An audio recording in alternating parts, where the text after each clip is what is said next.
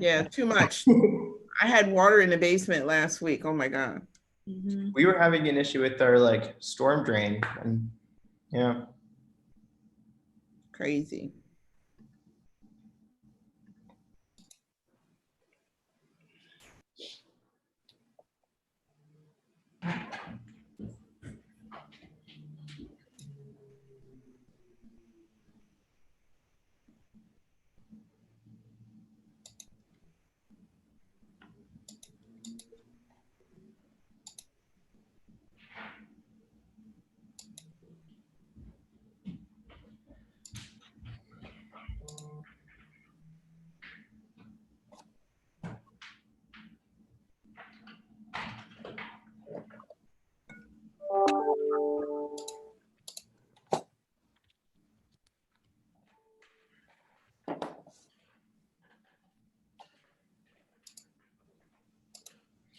I really appreciate you being here with us, Amber, now.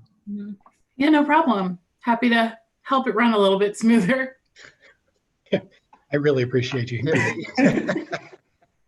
I was going to say, Bernie and I should be investing in daily cakes or something like that for Amber. We'll all chip in. Everyone takes a day. Just Amber, Amber, I want you to know I did receive a couple of emails over the past week which specifically mentioned your aplomb in handling the meeting last week. So kudos to you. Thank you. Yep. All right. All right.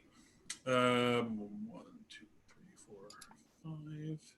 Trying to see if I missed anybody.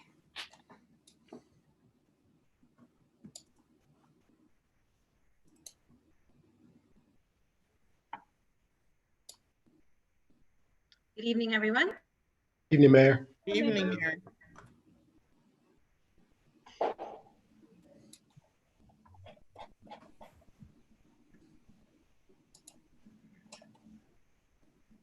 And I am going to not confuse myself this evening by also having YouTube on. So Yeah. just for the record. Thanks in advance, Patrick. Thanks in advance. It did help a little bit to figure out how much of a live we were on. Glad to be of service.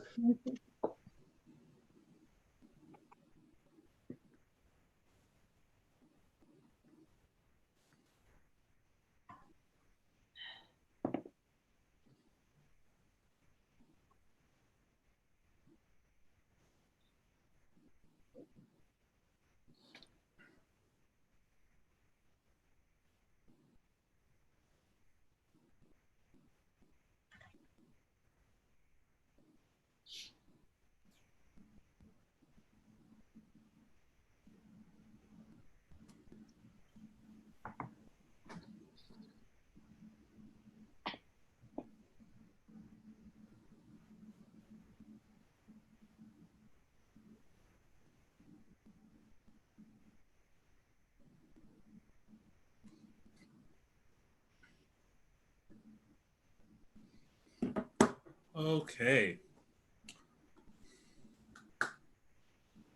Well, I have 7:36.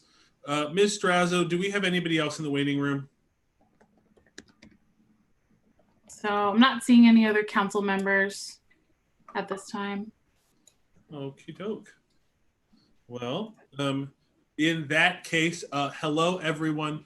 I hereby call this meeting of the Council of the City of Lancaster on 11 August 2020 to order. Mr. Harris, if you would be so kind as to start us off by calling the roll of members. Yes, Mr. President. Mr. Royo. Here. Ms. Baker. Here. Ms. Craig. Here. Ms. Diaz. Here. Mr. Garcia Molina. Here. And Mr. Soto. And President Smith-Waddell. Here, Councilor Soto is excused. Approval of the minutes for July 28th, 2020. I'll hear a motion. Motion to approve. Second. We have a motion and a second. Council comments. Hearing none. Mr. Harris. Mr. Roya, Aye. Ms. Bakak, Aye. Ms. Craig, Aye. Ms. Diaz, Aye. Mr. Garcia Molina, Aye. Mr. Soto, I'm sorry, and President Smith Waddell. Aye. All right. Proclamations, honors, awards, and resolutions of recognition. Do we have any, Mr. Harris? We do not, Mr. President. All right. Next, that moves us into our first public comment period reserved for citizens who have contacted the city clerk prior to the meeting to request the opportunity to address city council. Do we have any, Mr. Harris? I've received quite a few public comments, Mr. President, but none regarding items that are not on the agenda. All right. Those items which I have downloaded and I presume to be all germane to the first reading of Administration Bill number 8 regarding the College Avenue rezoning, and will be read into the record at that time. So moving us right along. Reports requested by council. Do we have any, Mr. Harris? We do not, Mr. President. Okay, we move then into reports of committees of council from the meeting on August 3rd, 2020. We'll be beginning with the Public Safety Committee. Councilor Garcia Molina. Thank you, Mr. President. So the Public Safety Committee did meet. We had one agenda item, which was resolution number 40-2020. It is a $43,000 justice assistance grant, which we'll be voting on later this evening. Just to talk about a little bit here, the grant really is meant to provide us with professional consultant services to look and analyze our departmental policies and procedures, purchasing computers, and really allowing us to look at our national incident-based reporting system. But like I said, we'll talk about it more as we get through the legislative agenda. And that's about it from my end. Thank you, Mr. President. Excellent. Thank you, Councilor Garcia Molina. We move then into the Public Works Committee. Scrolling like a madman. Would a member of the Public Works Committee remind me? I do not believe that your committee met, but I could be wrong. No. All right. So no report from the Public Works Committee, which brings us to the Economic Development Committee. Councilor Arroyo. Thank you, Mr. President. The Economic Development Committee did meet, but we had one item on the agenda that was tabled to the September 1st committee meeting. All right. Does that conclude your report? Yes, Mr. President. Thank you, Councilor Arroyo. Councilor Bakay, Finance. Thank you. The Finance Committee met on August 3rd at our committee meetings. We had one item on the agenda, which will come up later in the legislative agenda. It's resolution number 41-2020. It's setting a stormwater management fee for a small project application. That's almost all that it has to do with, but we'll discuss it a little bit further when it comes up on the agenda. And that concludes my report. Thank you. Community Planning Committee, Councilor Craig. Good evening, Council President. Community Planning Committee met on August the 3rd. We had two items on the agenda. One of the items of which was the Historical Commission recommendation for demolition and new construction at 237 and 245 West King Street, which will come up later on, I believe, in our legislative agenda. And also, the other was reviewing bill number 8, a petition from UPMC for rezoning 250 College Avenue from hospital complex to mixed use, which will also come up later on this evening. That concludes what we met for on August 3rd. Thank you, Councilor Craig. I'll note here, if I may, Councilor Craig, that what we're doing tonight as regards bill number 8, the UPMC rezoning, is a first reading. Ordinances require 2 readings before they are passed per the code. So just so that everyone is aware, council will and can take no action on this item this evening, and that on the 27th there will be a special meeting of council where there will be we'll technically be considering the item twice. We'll be considering it in a public hearing, as is typical for rezoning, and then we'll have the rest of the special meeting where there is that item on the agenda, just so that everybody is aware. I do have a prodigious number of comments to be read into the record this evening, and just want everybody to know that there will be a number of other opportunities. Thank you, Councilor Craig. Oh, I'm sorry. Did you have more? I'm sorry. No, that's it. That concludes. Thank you. And then finally, Councilor Diaz, Personnel. Yes, Mr. President. The committee met on August 3rd. I was not present. We do have some nominations. I would like to take it all whole, but we'll start with Deneen Hooker, who will be on the Noise Control Board on February 20. Well, from starting and concluding to February 1st, 2025. And then I have also a nomination for Laura Edgel to be an Education Authority.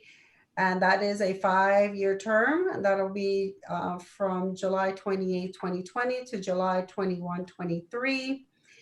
And we also have Stephen Campbell for the appointment of the Sewer Appeals Board for 5-year term, July 15, 2020 to September 12, 2025.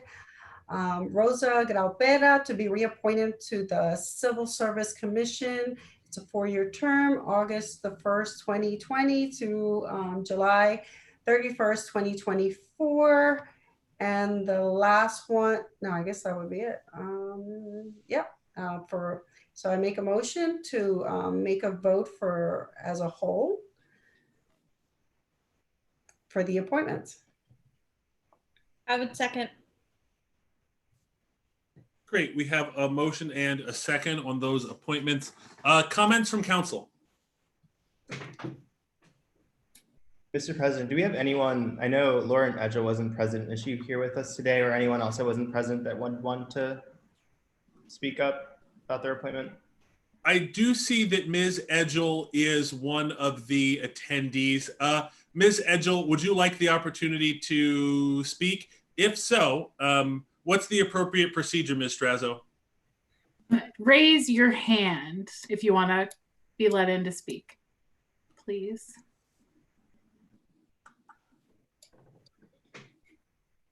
All right, adding her in.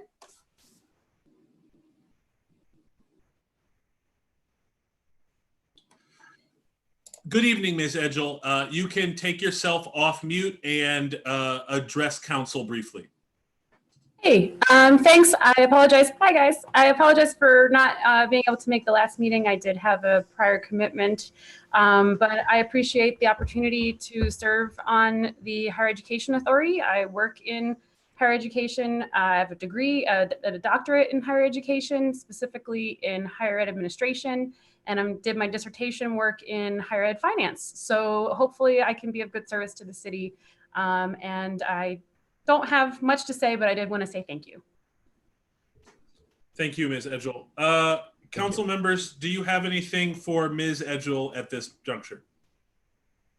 Only a thank you for your willingness to serve. Likewise. Same here. Thank you, Mrs. Edgel. Excellent. Thank you, Ms. Edgel. All right. If there are no other council comments, are there any comments from the public on any of the appointments that we're considering? We'll just hang out here for a second. I really treasure these little one-on-one moments we get, y'all. Thanks.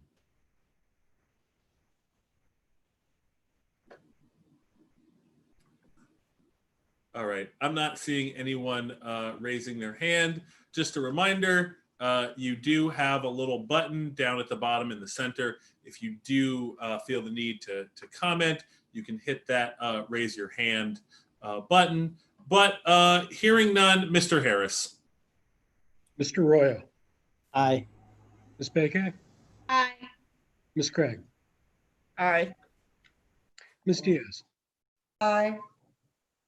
Mr. Garcia Molina, Aye. and President Smith Waddell. Aye. And that's all I have, Mr. President. Thank you, Councilor Diaz. Well done. Okay. So that, finding my agenda again, moves us into our legislative agenda. A, heritage conservation and historic districts. Consider the following applications and recommendations from the Historical Commission and Historical Architectural Review Board for improvements to properties within the heritage conservation and historic districts. A, Landis Quality Living, equitable owner of 237 West King Street, proposes demolition of a one-story commercial building to allow new construction on the site.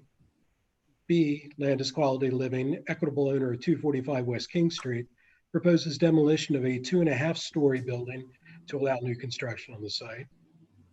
And C, Landis Quality Living, equitable owner of 237 to 245 West King Street, proposes construction of a new 7-story structure to contain apartments, ground floor commercial space, and a parking garage.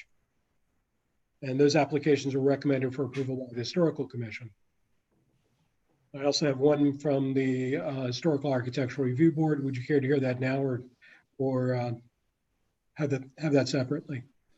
Let's do that separately. With council's consent, and of course, your blessing, Mr. Harris, which I rely on, then it is not a terrible idea. I'd like to take these first 3 items together. The demolitions are separate entities, but part of the same project, and the new construction reflects new construction across that whole area, and so includes both addresses. Approve. Great. We have a motion? Second. Excellent. We have a motion and a second. It was my understanding that there was someone who was able to be present representing Landis Quality Living this evening. If so, would you be kind enough to raise your hand so that Ms. Strazo can add you to the meeting?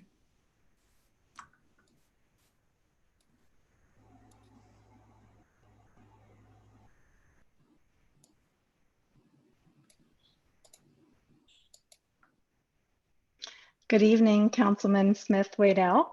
I'm Yvonne Berge from Landis Community. Thank you for having us present.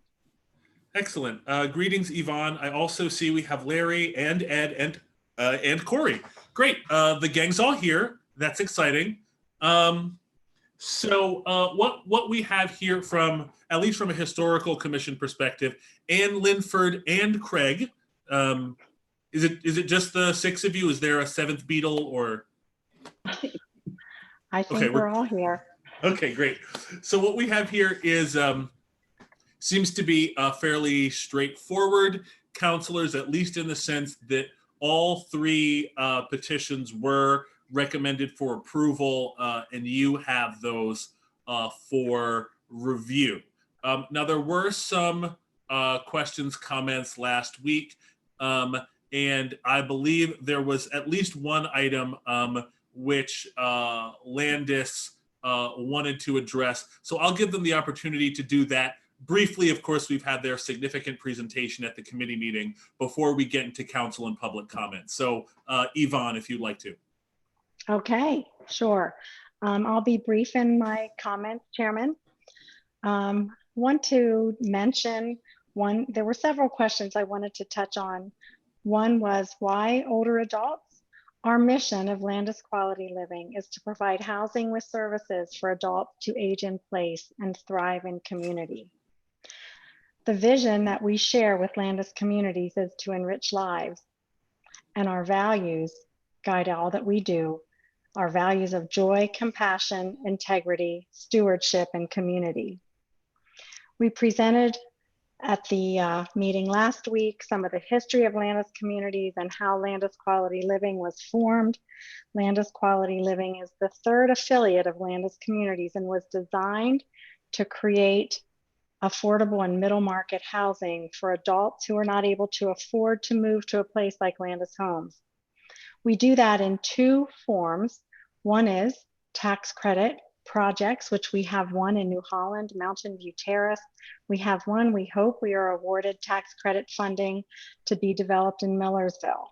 This project in Lancaster City is intended to serve those that make a little bit too much money to be eligible for a tax credit unit and find themselves not with enough money or assets to move to a place like Landis Homes. The range of that, we call that the middle market. The range of that middle market are households that earn somewhere between $30,000 and $90,000 a year.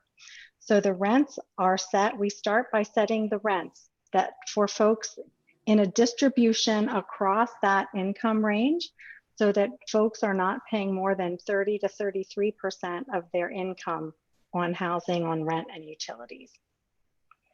So our commitment to growth is built on being intentionally inclusive about serving a broad range of persons in a variety of settings, providing quality of care to all. We have been and will continue to be in compliance with all City of Lancaster guidance on access to housing for all as outlined in the city policy 125-3, right to freedom from discrimination. And I'll close my comments, though I have more, to say that our efforts in Lancaster City are about more than just providing apartments. We are building community and engaging older adults to participate in and be active participants and contributors to the community that they live. So we will continue to do this through the commitment that we most recently made as a result of the death of George Floyd. And I will quote from that statement. We recognize we have more to learn. We need to learn from those most affected by inequalities and deeply harmful disparities. We will listen more actively, ask more and deeper questions, and learn how to remove roadblocks to becoming an even more inclusive organization for our current and future residents. Landis Communities stands committed to these goals and will work to make sure our organization grows so that all people can thrive and be safe. Thank you, Chairman. Thank you. Okay, if nobody else from Landis Quality Living has an immediate comment, I will open this item up for comments from other members of council. Good evening. I have a question as it relates to your previous presentation. Just wanted to kind of get clarification and state it here in this meeting. And any of you who can answer this, that would be fine. You had made mention last time that, of course, Landis Quality Homes is a nonprofit organization, but there was a level of commitment to pay fair property taxes on the property. Can you restate that and explain that again for all of us here, what that level of commitment looks like over time, in particular, 5 years, 10 years, is there a time limit on that? Thank you, Councilwoman Amanda. Corey, would you take that question for us? Sure, thank you. It's a good question. I mean, we have every intent to pay the typical real estate taxes that would be on a property of this size. So having been the one that worked through the financial model, we know there's, incentive programs to get these types of projects underway, but we anticipate, I think the LERTAs typically run through year 7, but after that point that we would be paying the full real estate taxes from that point on. So we have no intent to ever change that. Just as we know that when we build buildings, you know, it impacts the infrastructure of the organizations around us in the city. And so we intend to just keep paying real estate taxes on an ongoing basis. Thank you, Mr. Hamilton. I will say, just since it's my prerogative, that in a city for which 30% of our land area is non-taxable for one reason or another, and facing down one of the more significant budget crises we've probably had in my lifetime, I'm only 30, that is very welcome. So that's appreciated. Other council comments? Mr. President, if I may, I just have two things. So the first one is I wanted to see if there was any follow-up on the conversation with House of Tacos, the business that is currently on the property, and if you would still consider giving them first rights to your commercial space if they should express interest in being a part of that. Thank you, Councilman. I will start that, and then Ed Kaminsky, if you have something to add, please do. At this point in our conversation with Douglas Smith and other members of the city staff, it was suggested that we not sort of have favorites from the beginning, but really gather interest from a wide range of groups and sort of see where it goes. And so we do plan to work with city staff on that. Okay. And then I appreciate that. And then my second question is, when you're talking about discrimination, does Landis Home also recognize sexual orientation and gender identity as part of that? Yes. Okay, great. Those are only my two questions that I have at the moment that weren't answered before, Mr. President. Thank you, Councilor Garcia Molina. Other council comments? Also, briefly, Yvonne, if I'm remembering correctly, perhaps you mentioned that Ed was going to follow up on a statement that you made. Was there more detail that you wanted to offer, Ed? I can say that I reached out and met with Sonia and her two children, and the first option we discussed was whether or not they would be either an owner if we did a condo of the commercial space or a renter. They have been looking at other opportunities to buy another building, and it is their preference to own a separate building of their own. So they were the first people that we actually spoke to about being the potential operators. We do hope to have a mix of restaurateurs in the space, and we'll work with the city and others in the community to find the right mix of food offerings and something that can help young entrepreneurs get started in that food space. Great. I know that this was something that this is a space in which, for example, Assets is fairly conversant. Has there been any interaction with organizations like Assets or others, to kind of help you work on that to date?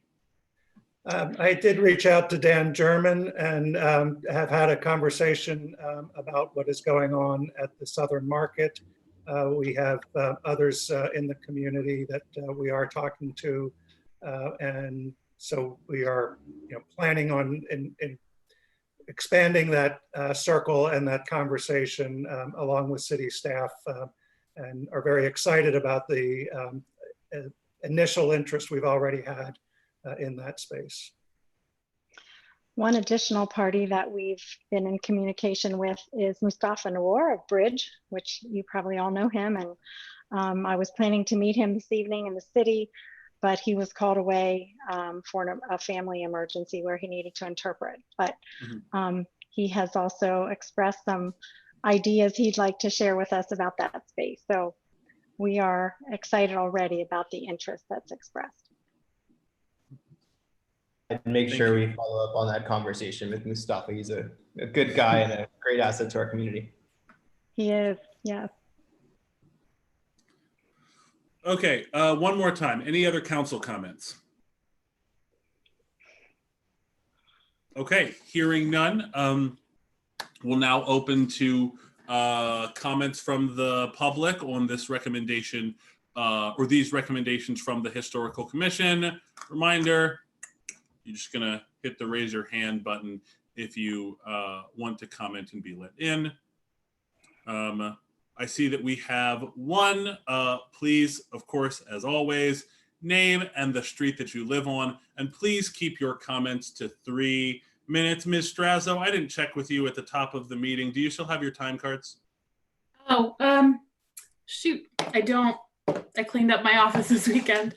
I'll make How dare something you. while someone's speaking, and I'll set my timer too. Okay, I'll take this first one, but at your convenience. Okay. All right. First up is Tammy Rojas. Hey everyone, Tammy Rojas. I live on West Vine Street. I'm with Poor People First PA and the Pennsylvania Poor People's Campaign. I mean, obviously I understand the system and how things work, so no matter what I say or anybody says, this is gonna pass. What I wanna kind of like point out is that, you know, we don't often think of business owners or property owners as members of the poor and dispossessed, but I will say that Sonia is one of us. And she has supported us in our work on multiple occasions. She has allowed us to meet there for free. She has allowed us to use her Wi-Fi. She has allowed homeless people to get out of either extreme weather or to have a place to be comfort. People would help her in exchange for food or funds and things like that. She really is what I see as community and the kind of small business that someone like me would want to work hard to support. And I think we should have more people like her. I worry though, based on our conversations with her, that what she's ultimately going to get out of this whole situation is not going to be enough for her to start over. And it's looking possible that once this is gone and she's out of there, everything she's worked so hard for is now lost. And so that's very difficult to hear someone like Sonia share that with us. And I'm really like disappointed that this even happened. This woman works 7 days a week. She works so hard. She's always in there. She's always working. So she's not just the business owner. She's not just a property owner. She is one of the workers too. And I feel that based on our conversations with her, that she didn't have a clear understanding of what was going on and what she was going to be getting out of this. And now wishes that things could be different. But unfortunately, the way things are and thanks to the system, she is just now doomed. And I just think that we need to be more thoughtful. I mean, we can sit here and say statements and comments about who we supposedly are as an org or whatever, but actions speak a lot louder than words. And I see very few organizations sticking up to the policies that they put on their websites.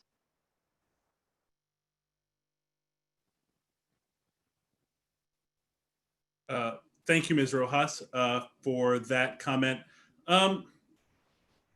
Ed, I'm sorry, I'm referring to you all by your first names. Mr. Kaminsky, Ms. Bergay, can you, I think it might be helpful to have Sonia ultimately, can you comment at all in any more detail as to what your interactions with the owner of House of Tacos have been like, if you're willing to do so? Well, I am the one that went in and met her. I first reached out to Carlos Guapera and to Lily Torres over at Umbrella Works to talk about what we were planning to do and how we wanted to be inclusive in the neighborhood. We are not trying to gentrify the neighborhood.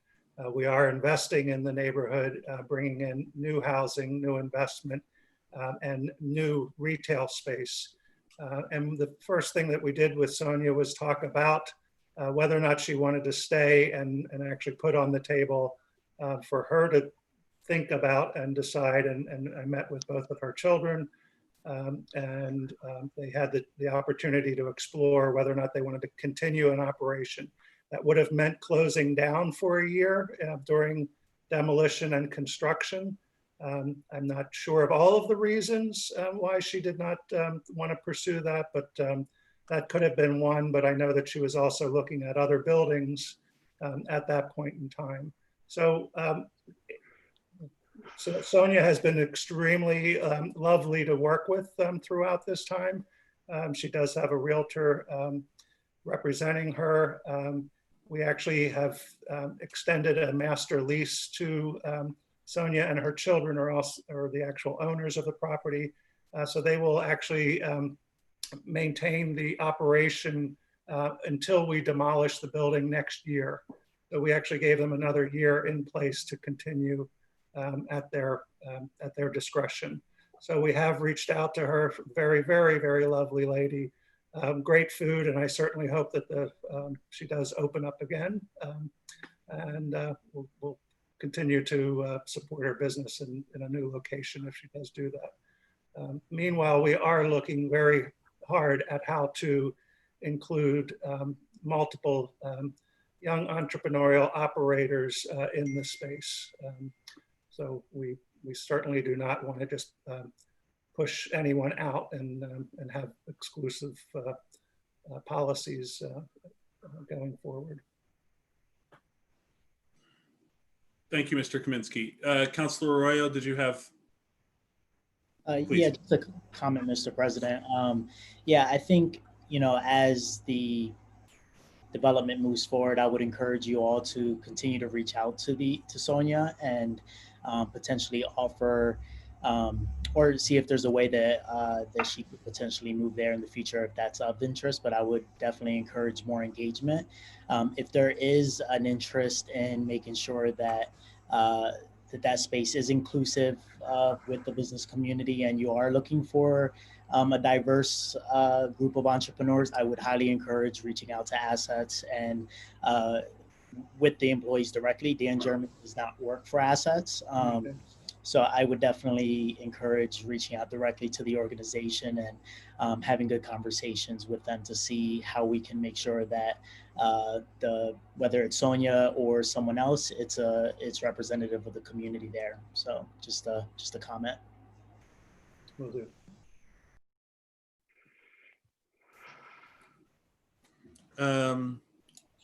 All right. We have one more time.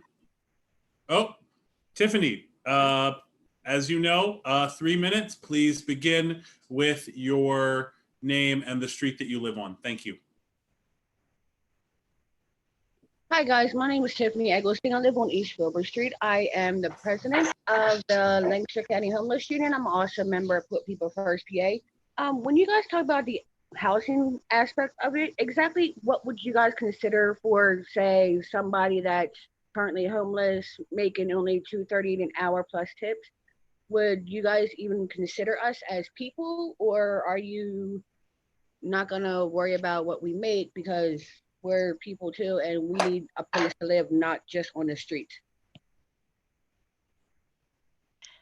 Ed, would you want to talk about our efforts around affordable and the difference of that in middle market? Sure. So since joining Landis a little over a year and a half ago, and I come out of 15 years at HDC, being very active in affordable housing, we are planning more affordable tax credit housing that takes extra years. All development takes money and time, but we are planning to do more on the affordable low income housing. This project is not getting federal tax credits, so it is not able to offer very low rents, but we are offering affordable rents, really starting at the upper level of those tax credit rents. And you know, we at Landis believe all people, no matter what their income is, or no matter what their assets are, as important people. And we will accept people with vouchers if there are any portable vouchers, and people can pay the rent with their vouchers. So we'll certainly be open to those that have the rental assistance. But unfortunately, we don't have, I see my time's up, but I don't we don't have very, very low income units available in this property. Okay. Thank you, Mr. Kaminsky. John Tell. 3 minutes. Begin with your name and the street that you live on.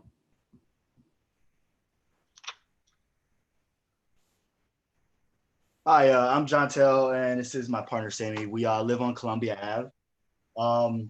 We want to talk about some things that happened over this past week, and we're basically using our voice as the voice of the community of some things that we kind of demand about.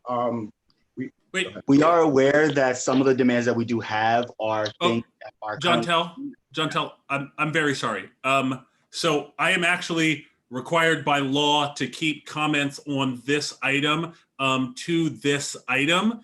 So, but I do actually, I saw the article in the paper, and I actually do very much hope that you will address these in public, but I'm going to have to redirect you if this is about demands around broader policing, community safety, community development, and not this specific Historic Commission recommendation. I'll have to direct you to the second public comment period in the meeting, where I will make sure that you are the first person that has the opportunity to comment. Is that okay? We appreciate that. Thank you. No problem. Yep. Thank you. Okay, and now we have, I don't have a name, but 717-490, et cetera, et cetera. Please begin with your name, the street that you live on, and keep your comments to 3 minutes.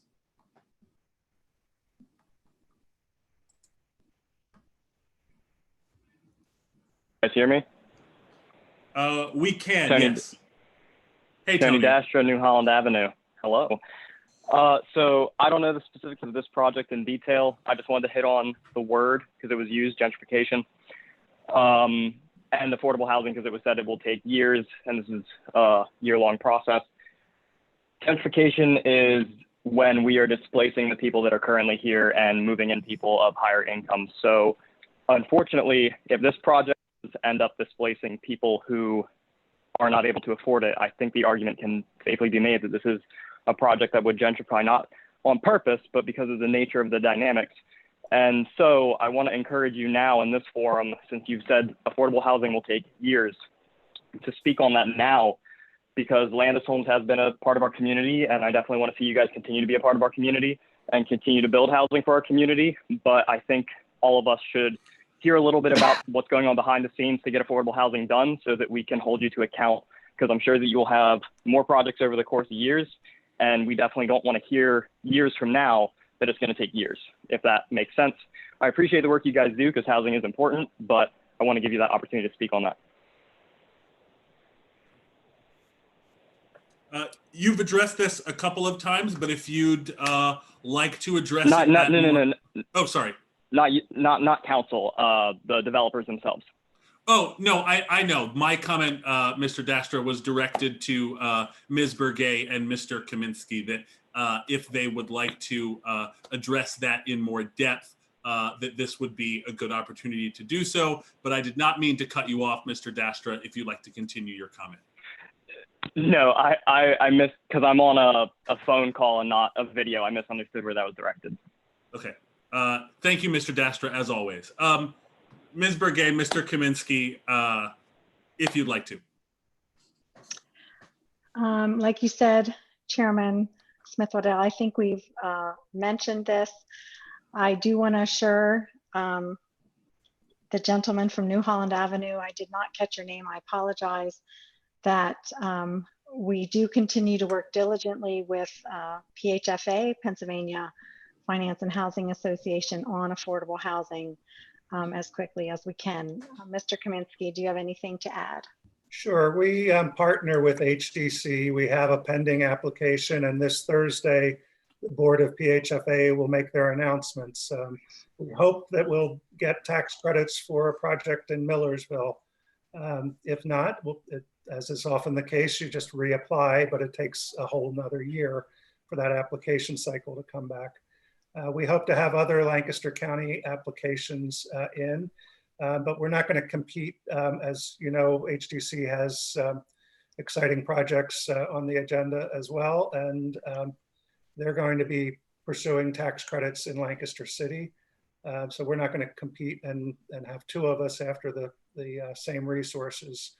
But we hope and look forward to a time in the near future when we can do another project in Lancaster City, but we will be working in the county as we are now and in the years ahead. Thank you, Mr. Kaminsky. Yes, and Mr. Kaminsky's comments reveal a really unfortunate truth about the existing model that we have for housing affordability in this community and in this country. Typically, people are moving around or trying to access a single pot of funds in which there is just not enough. Ms. Bradford, since you've already raised your hand, I'm going to make you the last commenter on this item because I imagine that the rest of our legislative agenda will be fairly in-depth. So you know the drill. Please go ahead.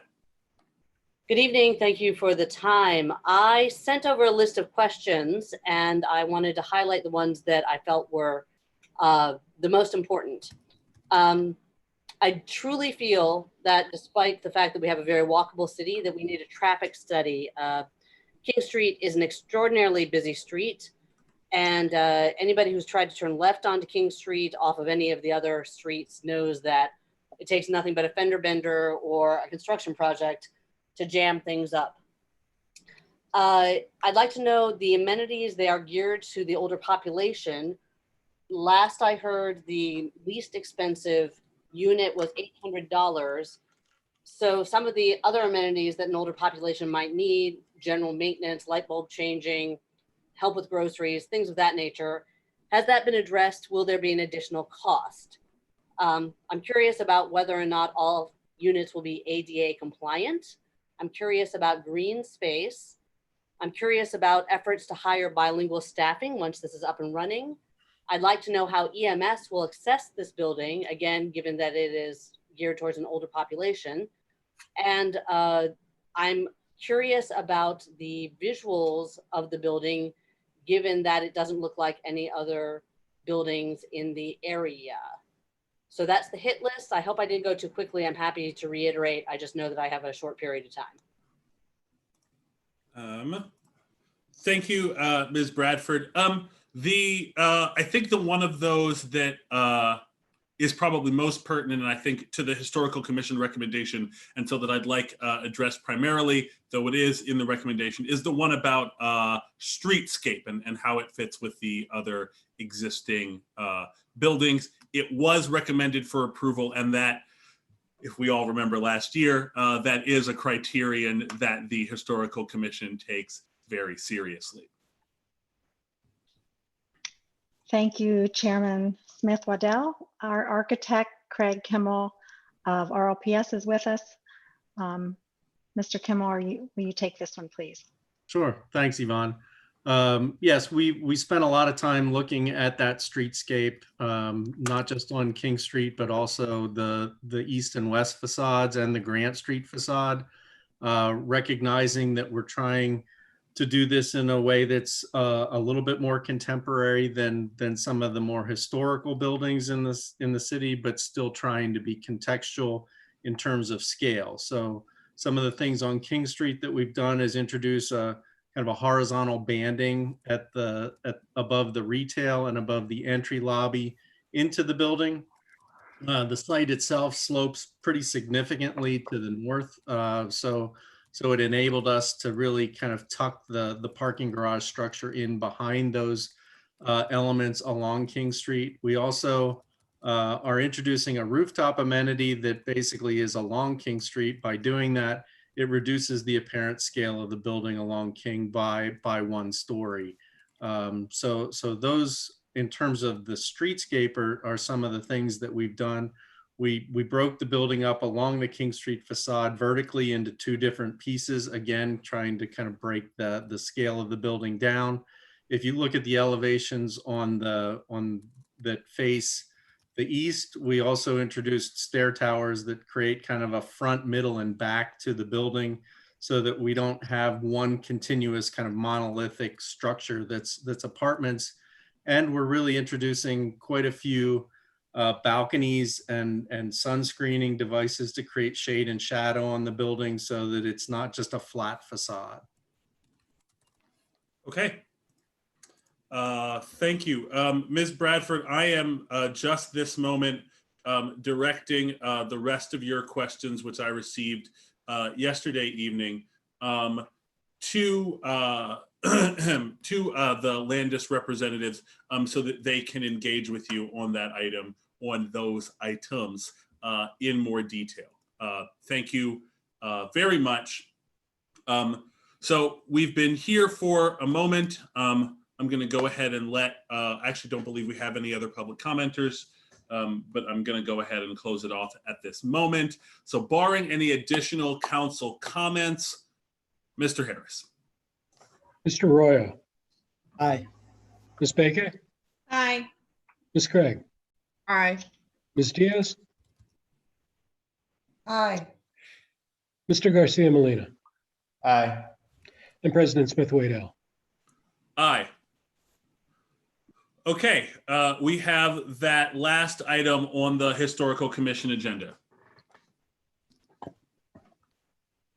The Tippett Weaver Associates, owner of 4 North Lime Street, request alteration of a rear balcony railing, windows and doors, and reconstruction of an inactive storefront. And that application was recommended for approval by the Historical Architectural Review Board. Thank you, Mr. Harris. I'll hear a motion. Motion. Second. All right, we have a motion and a second. Council comments.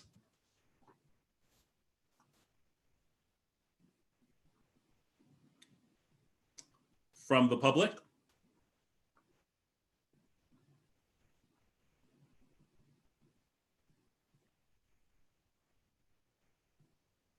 All right, I'm not seeing any. Mr. Harris. Mr. Royo. Aye. Ms. Baker. Aye. Ms. Craig. Aye. Ms. Diaz. Aye. Mr. Garcia Molina. Aye. And President Smith-Waddell. Aye. All right. That brings us to ordinances for first reading.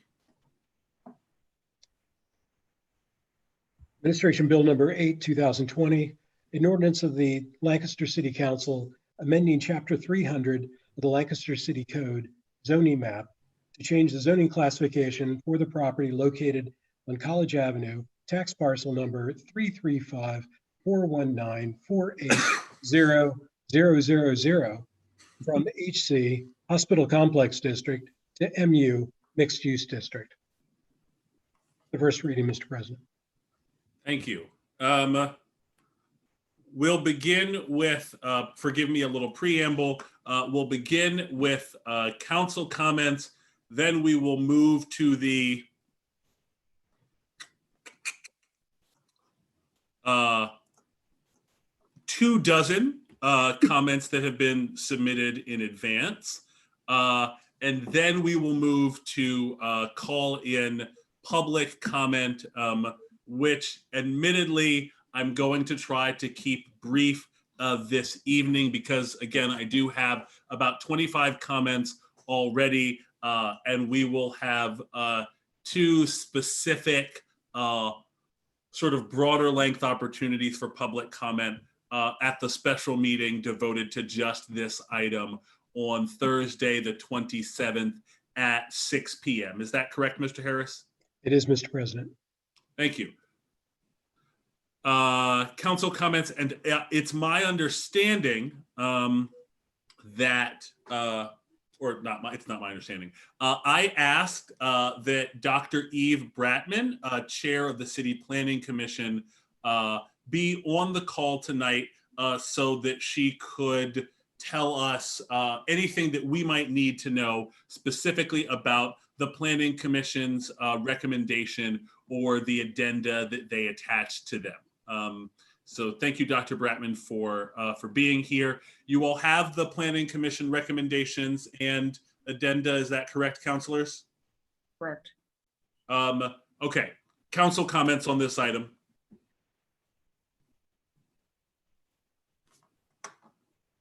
Oh, and I'll additionally mention, my apologies, that while they will not be making another full presentation this evening, instead saving it for the meeting on the 27th, that there are representatives of the petitioner and their counsel here to answer other questions that that you might have. So if you have them, now's the time to dig in, counselors. Thank you. Is there anyone that I should add before we start? If you would like, Ms. Strazo, and thank you for keeping that in mind, you can add Claudia Schenk, Dana Hanchin, and Eve Bratman. Okay. Just gotta find them.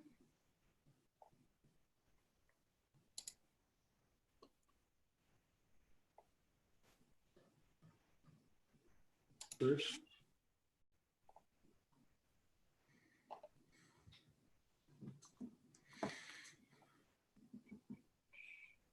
Sorry, who was the third?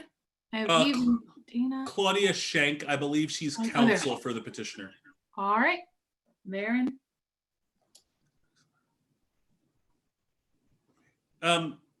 In fact, I'll go ahead and get us into it. Dr. Bratman, if you think you can do so in just a couple of minutes, is there any additional context that we should have that we would not have from the text of your recommendation and addenda? Hi, thank you, President Smith-Waddell. Can you all hear me? Great.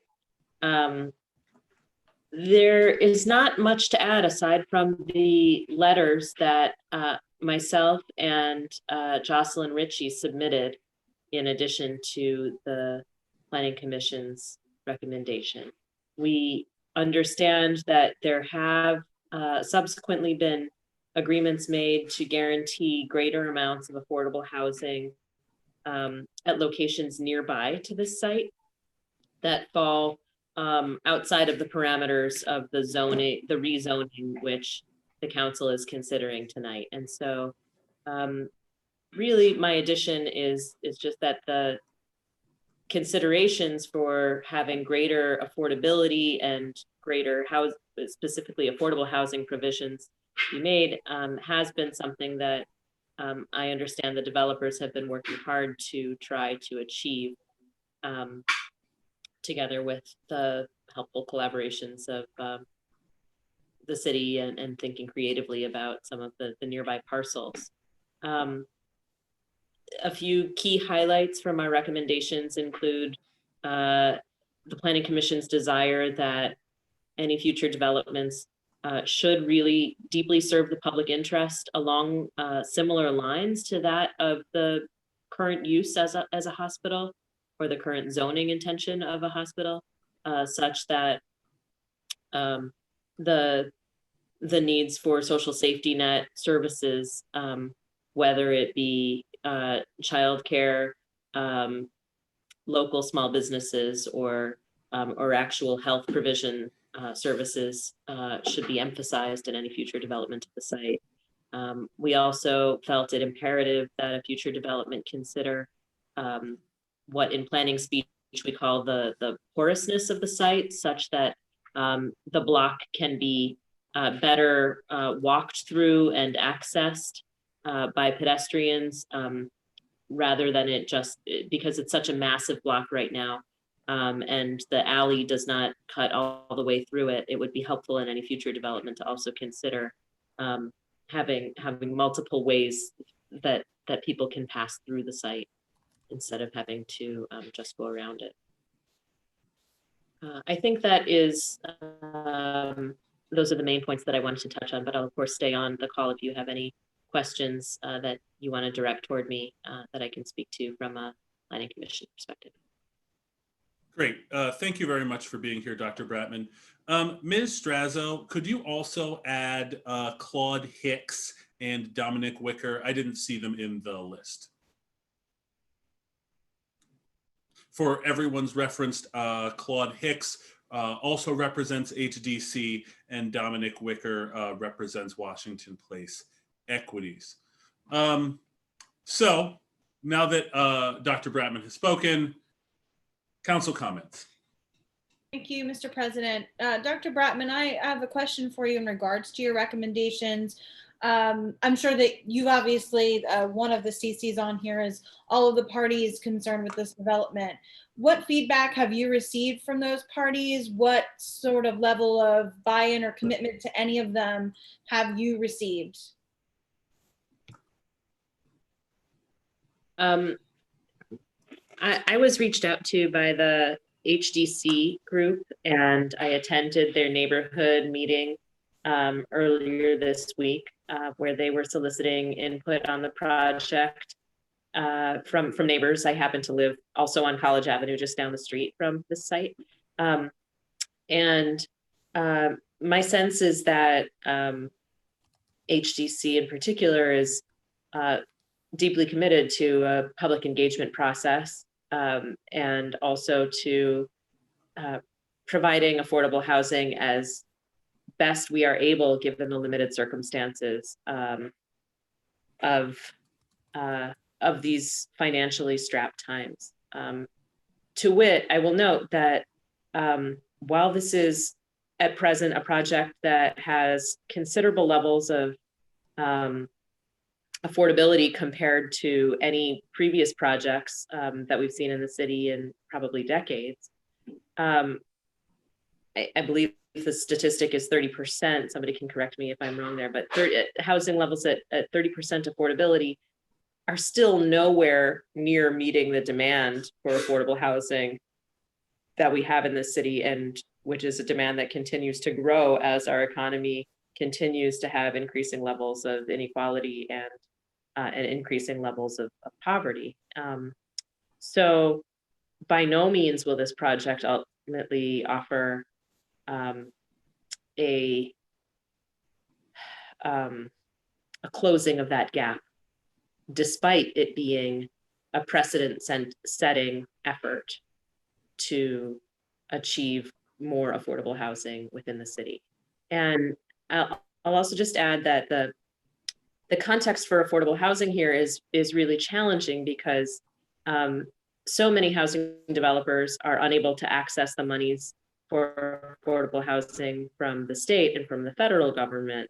And so even as HDC is going to be, I think, a very strong contender for receiving those monies and for pushing this project through to completion, it's really imperative that housing affordability also be made a federal priority, so that ultimately we can have better tools in our toolbox to address this issue on a local level for all developers.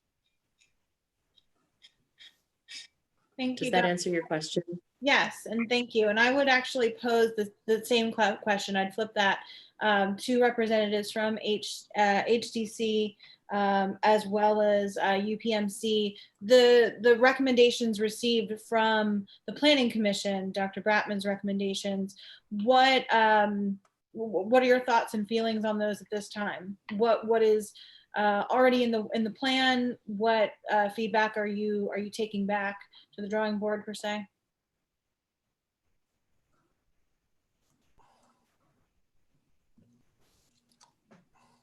Any of you are welcome to answer that.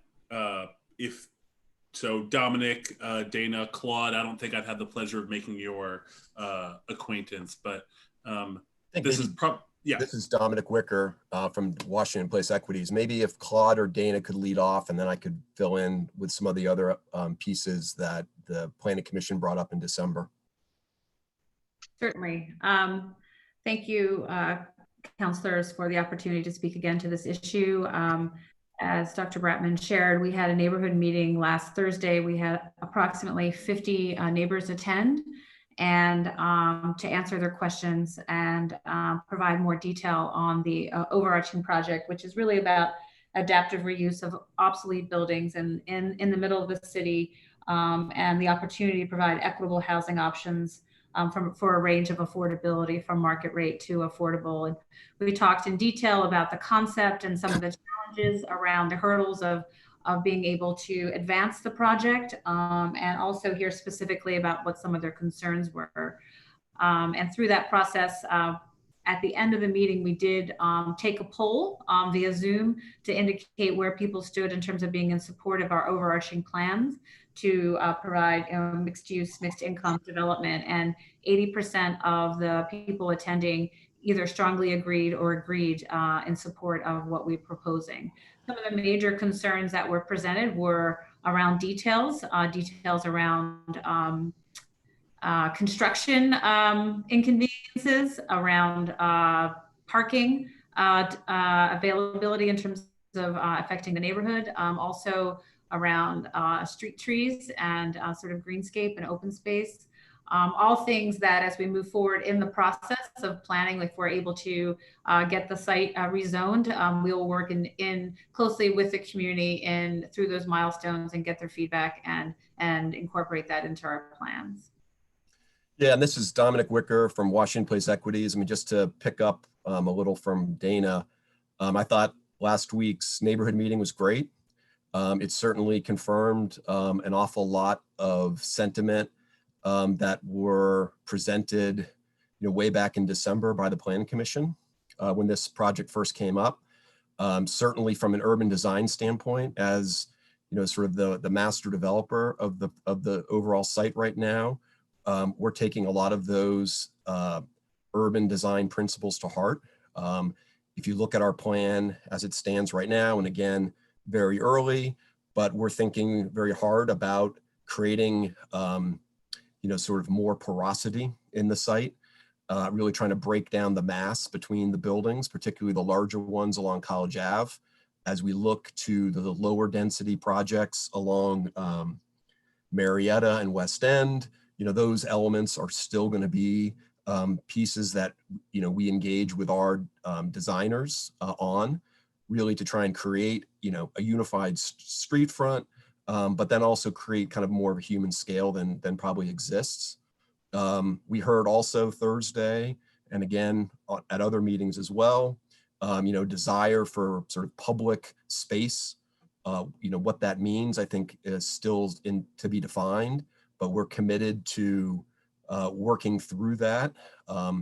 As I've said before, I feel that probably our best opportunity for creating a real dynamic public space is going to be along College Ave in kind of a linear fashion. And so, as we're advancing with our design, we think that that starts to break down, kind of some architectural barriers, kind of creates more accessibility.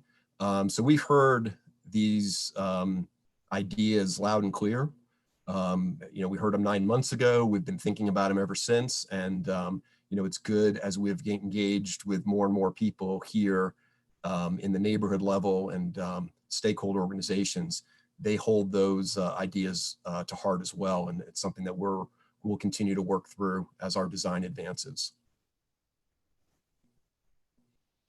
Thank you both.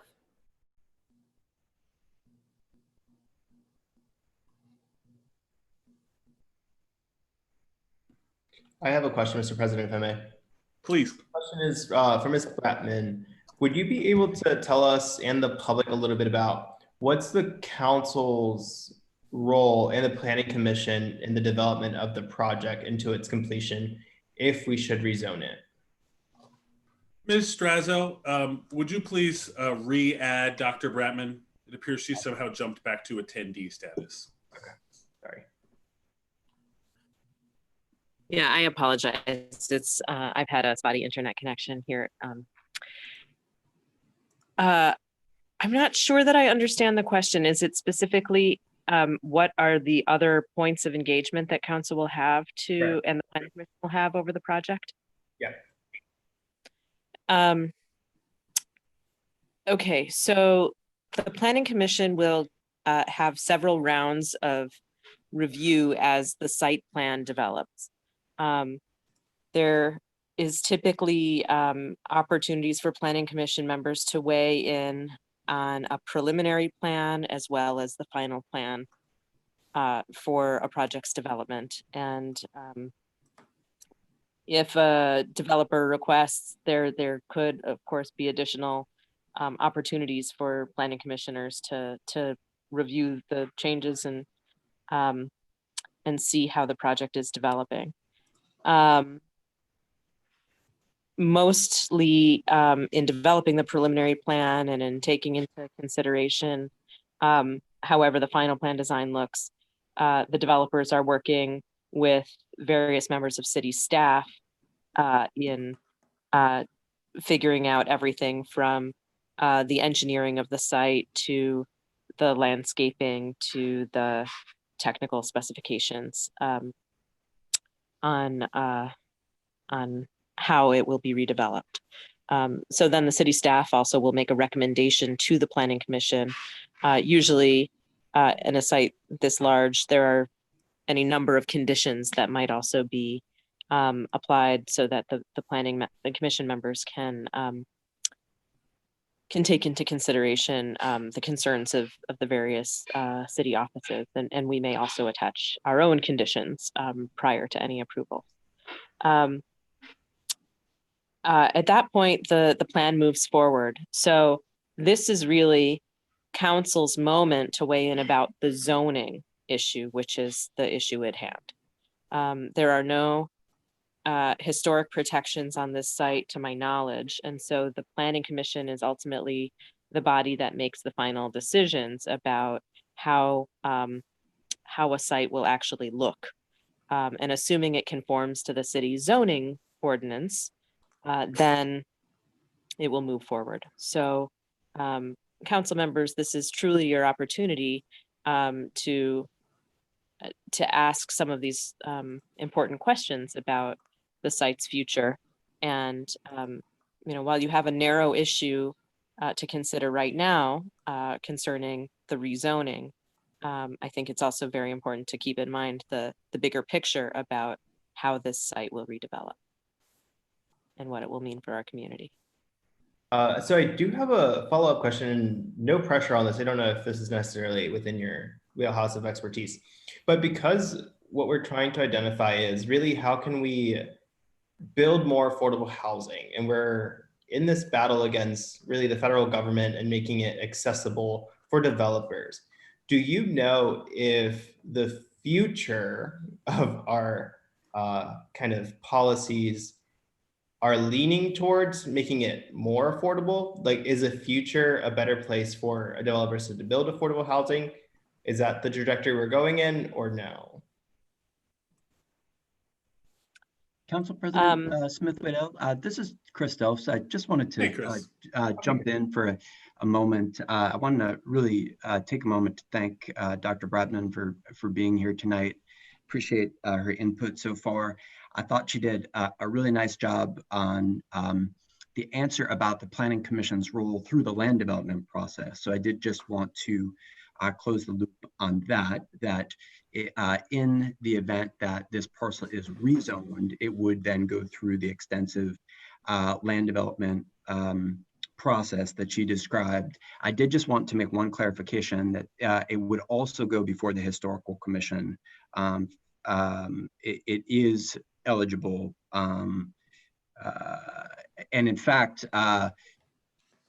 Dominic, the master developer, may speak about this later on the call, but they've also, through their process, sought historic tax credits for the project as well. So I just wanted to clarify that one process component, and then coming back to Councilor Garcia Molina's question. I can take a stab at that, or Dr. Bratman can. Could you restate it just to make sure we understand? So we talked earlier, or at least it was stated, that this is something that we need to push up towards the federal government for programs that allow for developers to actually build affordable housing.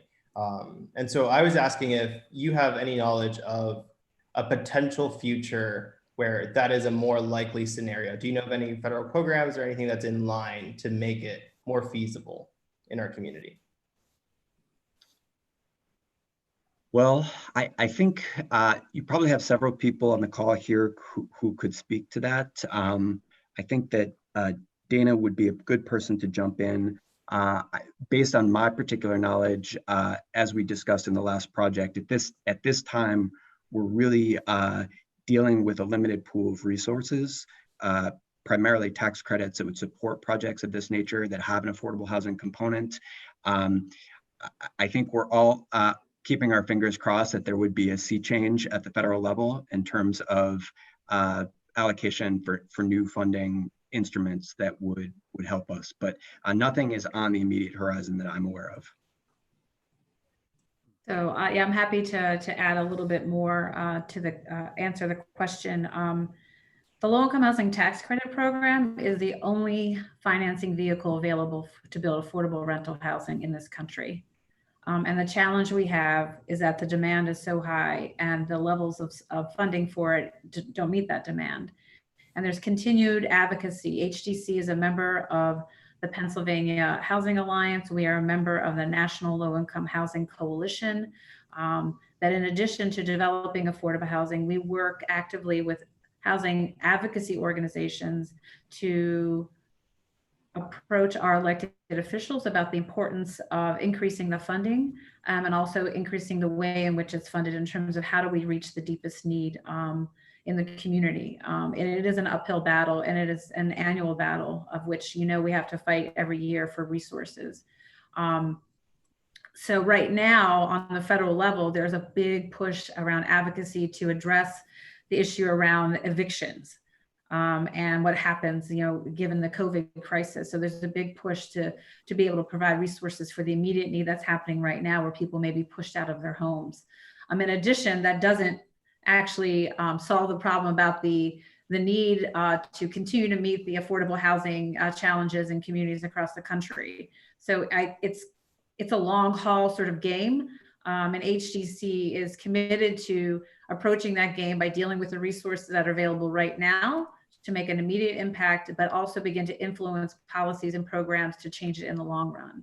So that doesn't give you any clear answer, other than it is a challenge. And in the 25 years I've been in this business, I've never seen resources really go up for affordable housing. I think we're now at a place where there's a national conversation, a national crisis. Even before COVID, we've been talking about the sort of gap in affordability and the stagnant wages that are really not, the market's not providing the housing that's needed where current incomes are. So what I see is that it's now elevated to a larger conversation and reaching just beyond the most vulnerable, but everyone across the continuum, including middle market, and in reference to the Landis communities development, where the market's not meeting those that are slightly above income affordability for tax credit deals, but can't really access the market rate housing either. I really appreciate everyone's input. And I guess the last thing that I wanted to touch on is what exactly is going to be preserved in order to qualify for the historic tax credit? Is it the church that's within the property? Is it the external architecture of the building? Yeah, so that's for us. So we would look to, we're in discussions right now with the Department of Interior, which oversees the federal historic tax credits, on what their sort of expectations, requirements might be. We know right now that they would like to see, and we think it would be a great asset to keep the 1950s era old hospital building. Basically is the building that kind of fronts Walnut Street and College, sort of terminates about halfway in the middle of the block, and then it transitions over to a newer addition. They would also expect, and again, not surprising for us, there's a garage in sort of the geographic center of the site, which is actually the oldest building on the site. It dates back to the 1920s. That would be retained. And so where the discussion is right now is really around some of the 1950s, 1960s additions. They don't have any expectations, I think, about the 1990s additions that are on right at the corner of Marietta and College, nor do they have any expectations about the slightly later addition that fronts Marietta.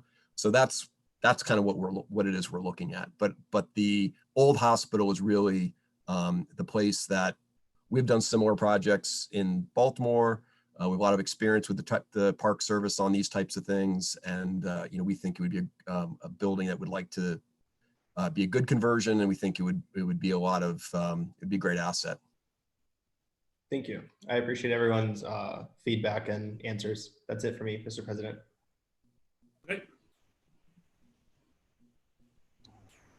If I may, Mr. President. Councilor Arroyo, please. Question for Mr. Weicker. For any of the past developments that your company has been involved with, have there been any similar collaborations to the one with HDC that you have worked with in the past? No, we're typically, we've got a project, we handle the project on our own. This teaming co-developer opportunity is new for us. It's been I think very, very positive, but it's not something that we typically do. But given the scale and kind of the complexity of the project, I think it really speaks to the need. It's a big lift for anybody. Thank you. And I guess just one more question. As far as the planning process, as you continue to work on the designs of the property, is that going to be considered in the community engagement portion as well? Or what would necessarily the community engagement, what would you be looking for out of that process? Well, I think as we advance with the design, we see certainly lots of opportunity for public input. And we would love to share, whether it's in kind of a, whether it's to the Planning Commission or to, surrounding neighbors, we'd love to keep them abreast of where we are. There might, things take time. And so I think it'll be a little bit of a lag, and then we'll have more information to present. But we would certainly envision, keeping lines of communication open, even in kind of unofficial channels, as far as, neighbors just being interested about where the project stands. So I don't know if that answers your question. I mean, and from a program standpoint also, we've heard a lot of input relative to the retail that we're proposing along College Ave. And, it's very early again, but, we'd very much like to partner up with organizations like an Assets, really to start to think about the merchandising and maybe to start to identify users perhaps earlier in the process than we typically would. But, that's a piece of the project where I think, the community has spoken pretty loud and clear about, their desire to just, create something that really serves them. And, I think we're approaching it through the idea of it being, local, independent, and, beyond that, we're really looking forward to working with folks kind of closer to the ground to help us figure out what's the best fit. And Dominic, I would add, I think we mentioned it at the committee presentation that we are developing a project website where people can go and find real-time updates and also have the ability to comment directly through that website. So in addition to providing or holding neighborhood meetings around key milestones like the design development process, there would be a vehicle by which any person can go and get real-time updates as we progress and in the various phases, both the affordable side and then the market rate side. Great. Thank you both.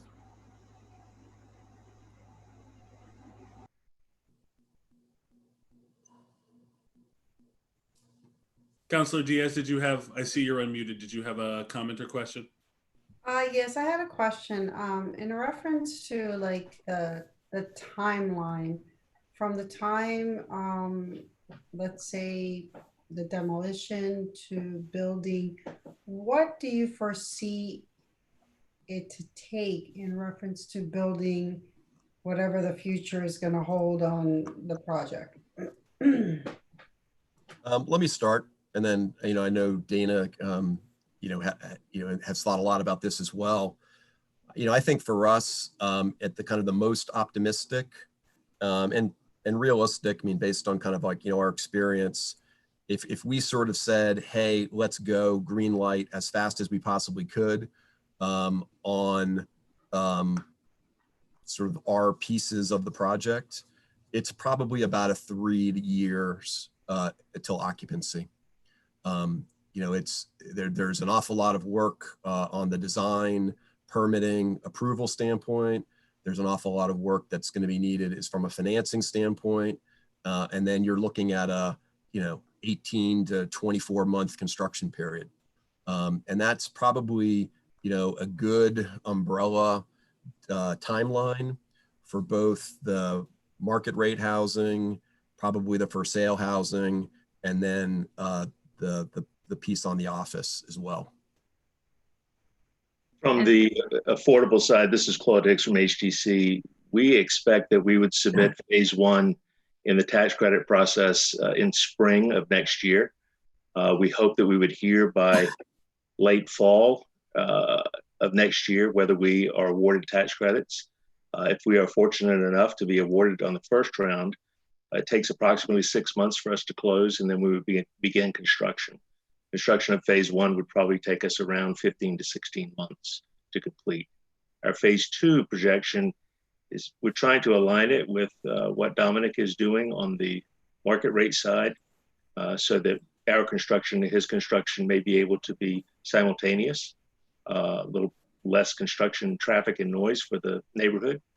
But that is the general timeline that we are expecting. If we do not get funded in the first round of phase 1, we would submit it again the following spring with hopes that we would hear something November or December of that same year. Thank you.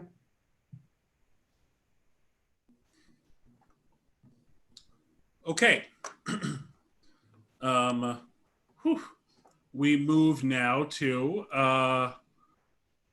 the public comment period where I will be reading the significant depth of public comments that we have into the record. I'm looking at our attendees. I'm going to be certain that at least the 4 of you with your hands currently raised do get to speak your comment. And then we'll have to check on timing as goes after that, since there is still another agenda item. We have a final report and the second public comment period. And I will remind everyone that we do have another meeting on this on the 27th. So let's begin. The first public comment, I'm just going alphabetically, is from, hold on, and I've lost it, is from Amy Rufo on Northwest End Avenue. I fully support this development, assuming 30% is low-income housing in the $200 to $800 a month range as stated in the newspaper. Additionally, if developers are unable to get tax credits, I do not want the city to forfeit a mixed income development. The goal should be for 30% low income. I am not concerned about traffic or parking.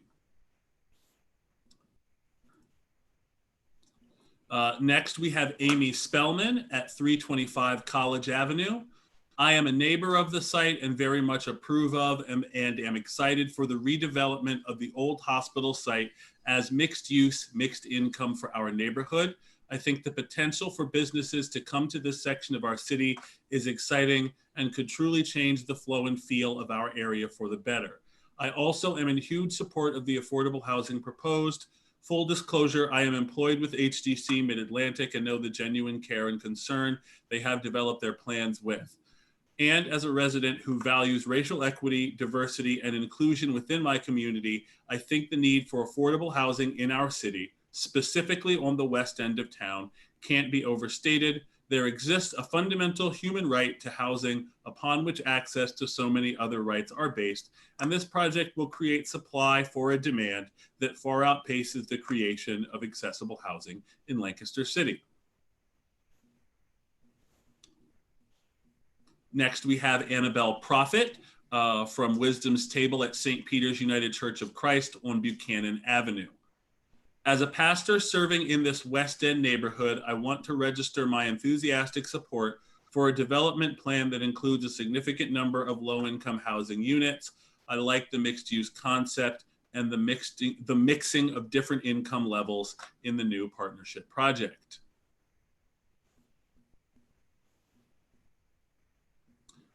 This comment is from Bridget Holden, 923 West Walnut Street. Hello, my name is Bridget Holden. I live in the 900 block of West Walnut Street. My family and I support the rezoning. Our community will not see another hospital on this site. While these two organizations offer us solid ideas for the area, nothing can move forward until we change the zoning. Thank you for your attention, Bridget. Next, I have a comment directed to me from Shelby Nauman and Kate Zimmerman from the Coalition for Sustainable Housing.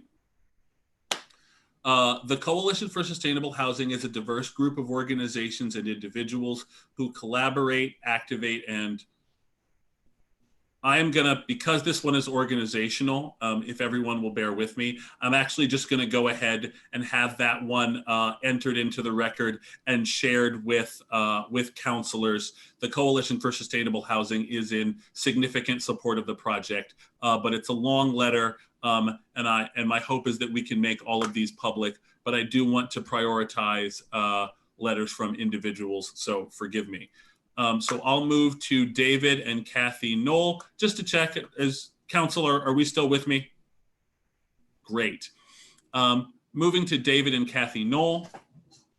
As residents of the 800 block of West Walnut Street, we are fully supportive of the change in zoning from hospital-based to mixed use for the UPMC property in question. A small number of folks have opposed this change on the grounds that the city needs healthcare services such as hospital inpatient beds and desire that the zoning remain the same. While additional healthcare services, especially for lower income residents, may be needed, clearly 3 organizations, 2 nonprofit and 1 for-profit, have been unable to successfully find a financial model to operate a hospital at this location. Not surprisingly, this history indicates the overwhelming challenge for another system to convert the current site into an operational hospital.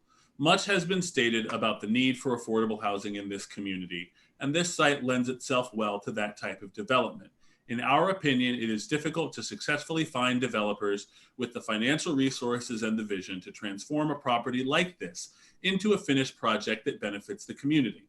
At the very least, the zoning change must occur for that to happen, which is why we are in favor of this zoning change.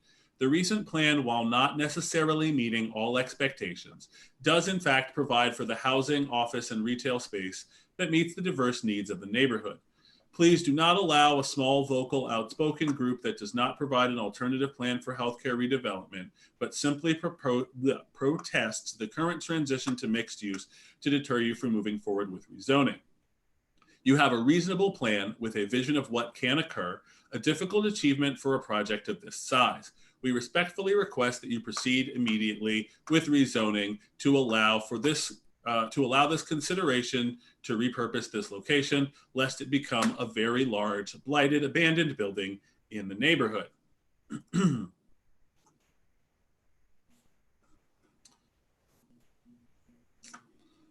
This comment is from Janet Dick on the 900 block of Virginia Avenue.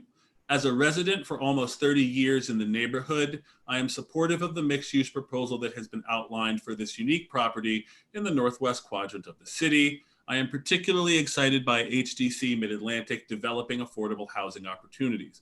As a social worker, I am fully aware of the significant need for reasonable rent for hardworking people who struggle to make ends meet at low-paying jobs. In fact, I wish HDC could develop a higher number, but what is proposed is at least more than Lancaster has been able to develop in many years. I urge the council to strongly support the rezoning request so this new initiative can move forward in a timely manner. It will be a wonderful asset to our community. Next, we have Jen Marie McDonald from 344 East New Street. Dear Council, during a global pandemic and economic crisis, I'm concerned with the rezoning of St. Joseph's Hospital. By rezoning, the city loses critical medical space and a possible homeless shelter, both essential to the community if COVID-19 cases and evictions rise. John Espenshade from the 300 block of College Avenue says, I want to express my support for the project proposed for the old St. Joseph's Hospital site. I attended their webinar last week, and it confirmed that I do indeed think it's a good fit for this area. John Haney from 600 West Chestnut says, after reading the LNP articles on this project, as well as participating in the very informative virtual neighborhood session hosted by HDC on August 6th, I wish to express my full support for the rezoning of the hospital complex to a mixed-use development. It is unreasonable to think that, unrealistic to think that these buildings will ever serve as a hospital again due to their age and outdated technology. John Holden says, I once again offer my support for the 250 College Ave rezoning to mixed use. The proposed project is in its infancy, but the first step is in having the property rezoned. As a longtime resident of the area, I realize a hospital will never be located there again and really do not have an issue with that. The proposed project checks a lot of boxes for the best use of that site.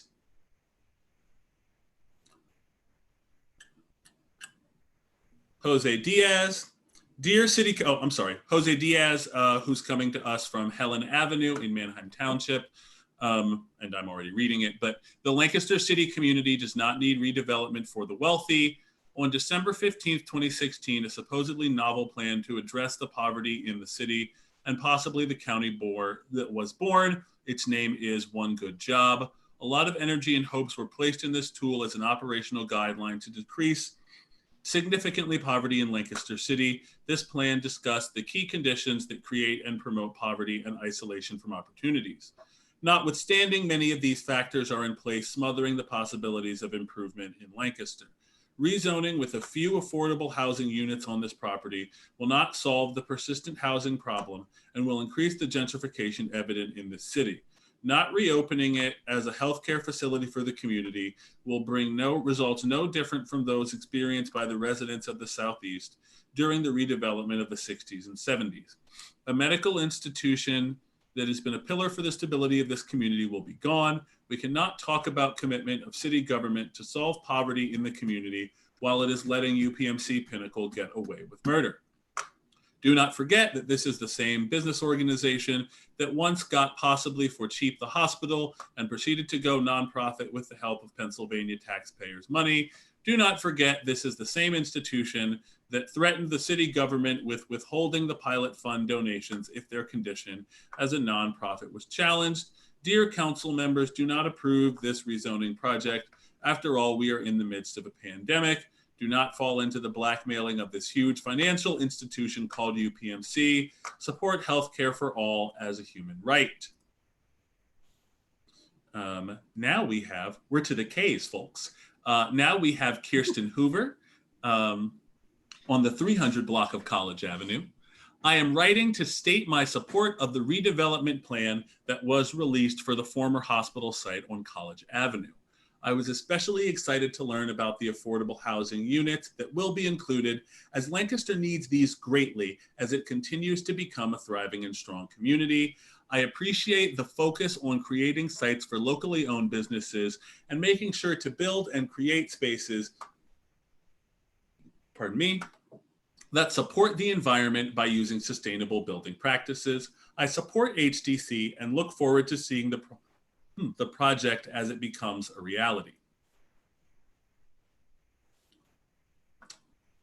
Laura Howell from the 300 block of Northwest End Avenue says, Dear City Council members, I am a resident in the immediate neighborhood around the old St. Joe's Hospital. I have lived at my address for approximately 23 years. I firmly support the change in zoning from hospital complex to mixed use. I am very excited about what the development of this large city block will bring to our neighborhood as well as to Lancaster City.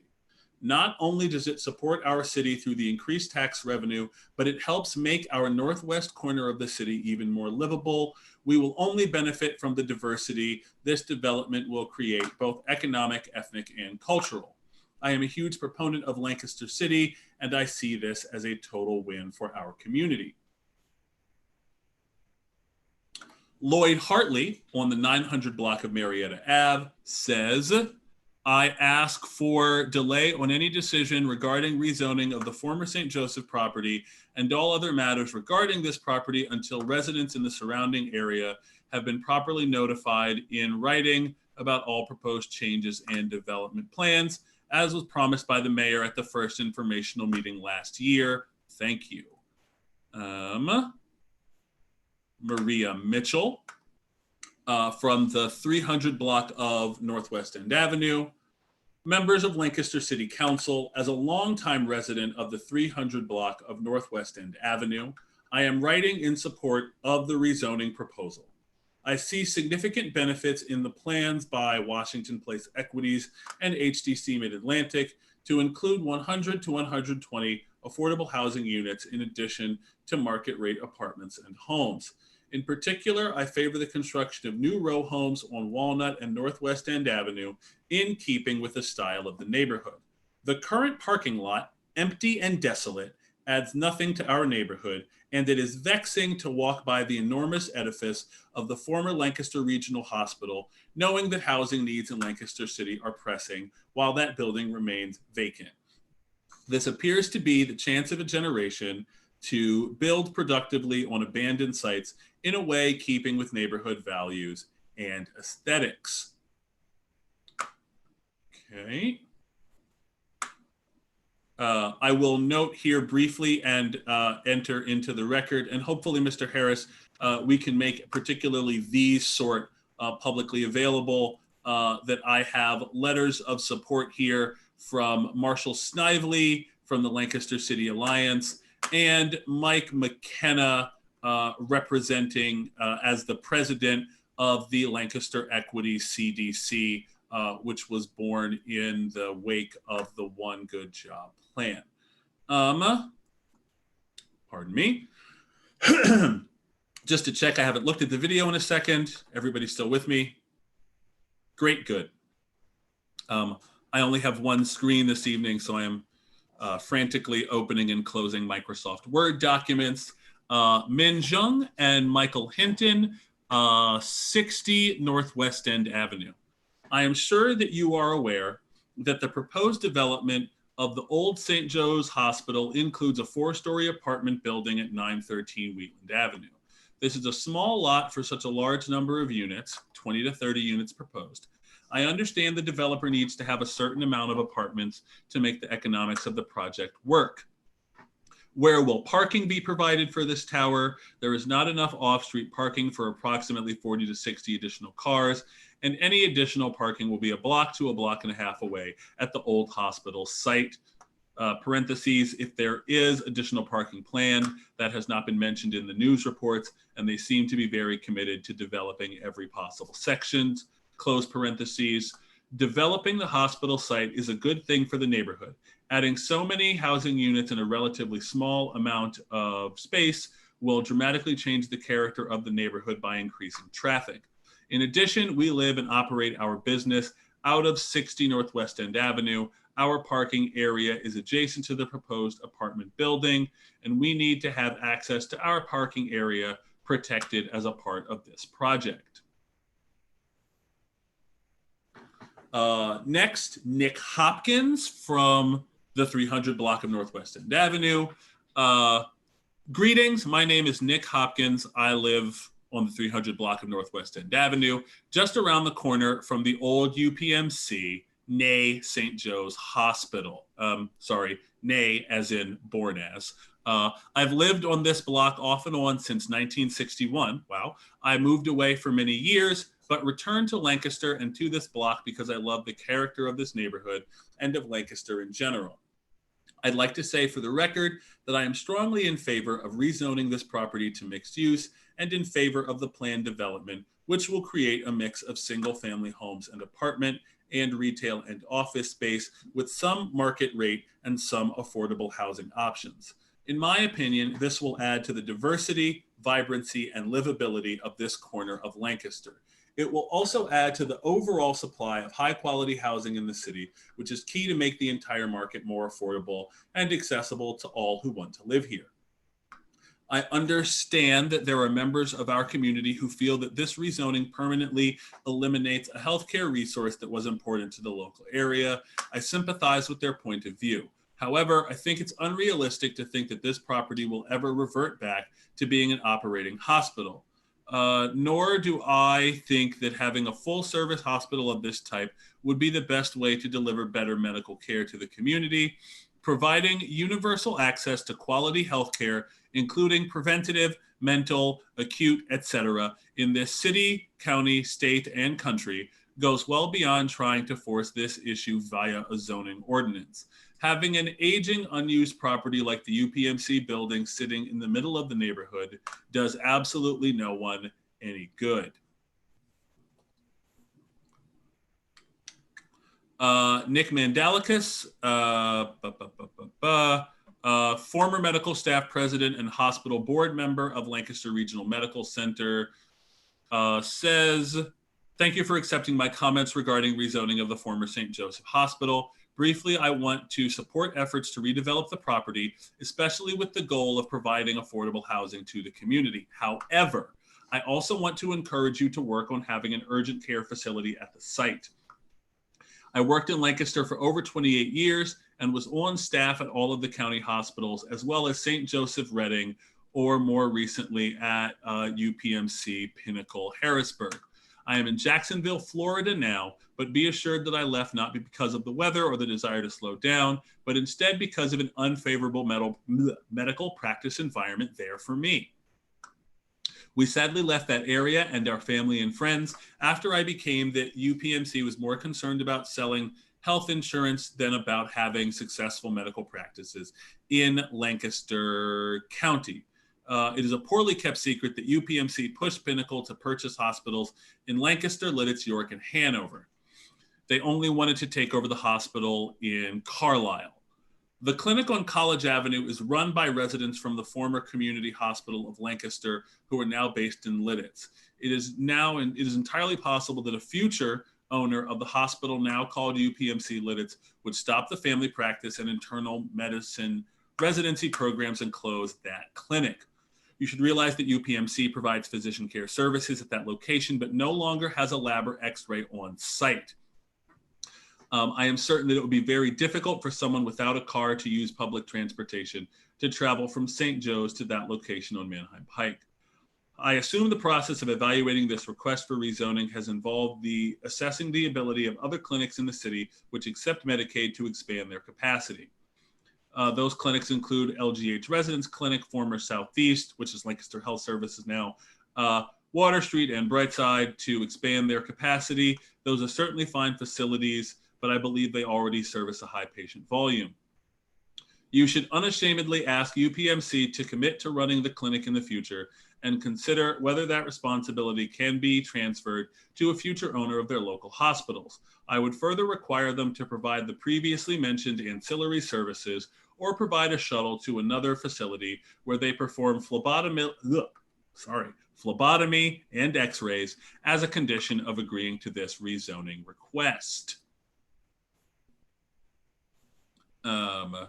Just to keep everyone apace, I only have 4 more of these. Great. So we proceed with Mr. Patrick Spellman on 300 block of College Avenue. I want to voice my support for the plan presented by HDC Mid-Atlantic and Washington Place for the redevelopment of the former UPMC hospital site. I think the plan strikes a good balance between residential and commercial use that will provide some real benefits to the area. I also feel very strongly that the incorporation of low-income housing will be beneficial to many families in our neighborhood that may otherwise be forced out by the current increase in property values and rent on the West End and throughout the city. Thank you.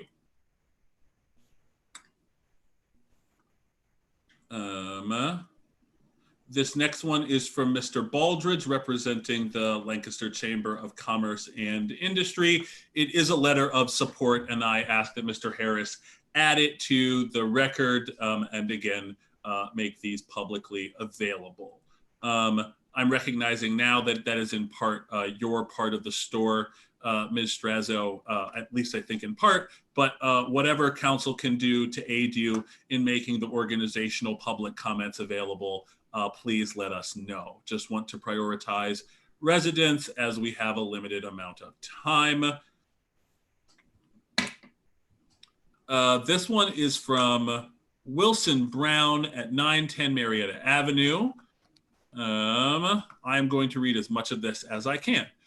Questions concerning the plan to build a 4-story apartment building, which would be a very imposing structure in the intended location on the parcel of land at 913 Wheatland Avenue, currently a tree-lined parking lot belonging to UPMC.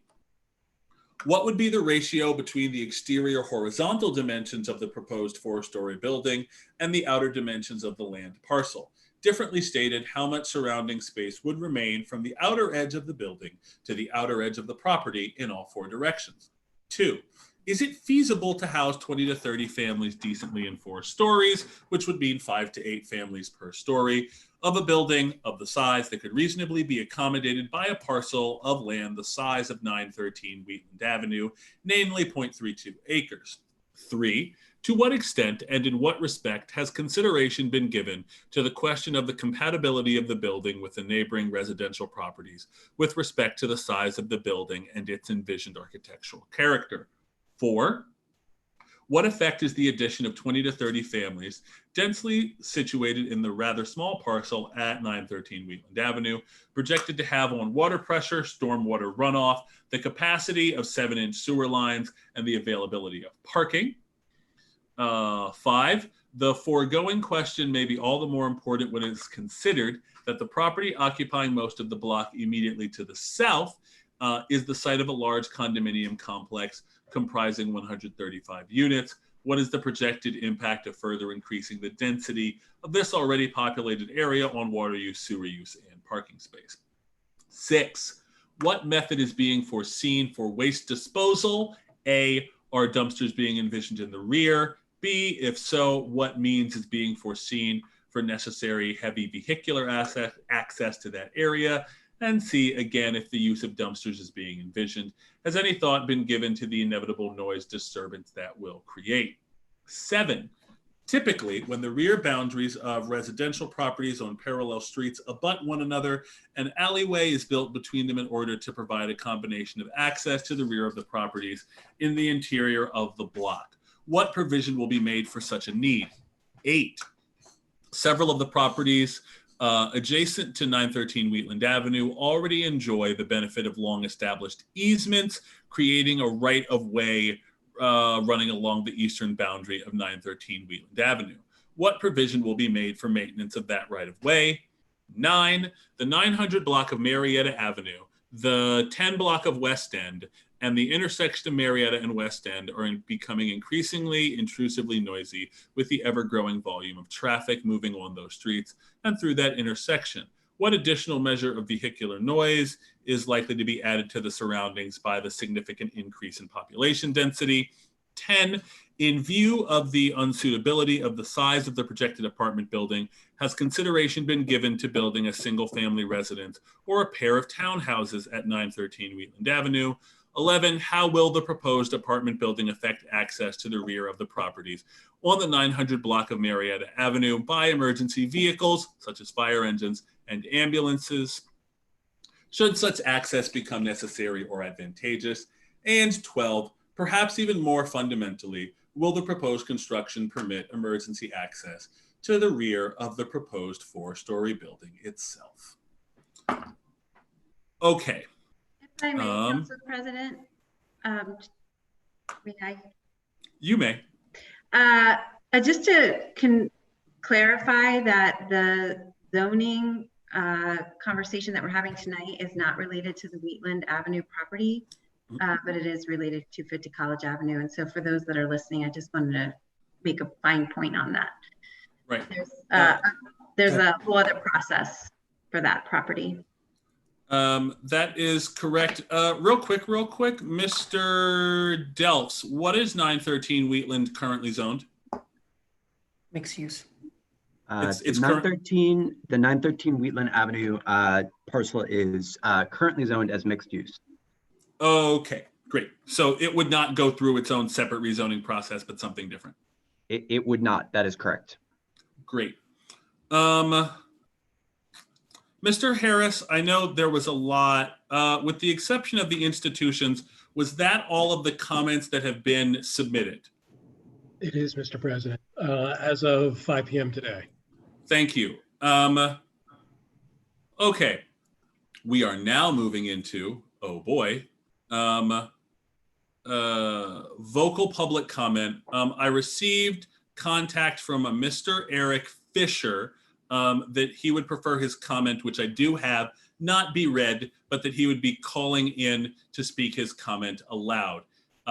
Is Mr. Fisher on the call? And if so, would you please raise your hand to be let in? If Mr. Fisher is not on the call, I will read his comment. Did I already read his comment? Have I lost my mind? I thought I skipped over it. You skipped over it. Beautiful. Okay, I'm good. I was just saying I don't see him in the list. Yeah, I don't see any communication from Mr. Fisher either. So I will read his comment as previously asked. Mr. President, in his communication to me earlier, he said that some of his questions had already been answered. All right. Well, please, in that case, enter his comments into the record, and we will move to vocal public comments. It is currently 9:29, and because we are working within a certain time frame, I am going to give specific preference to city residents, people who work in the city, and taxpayers.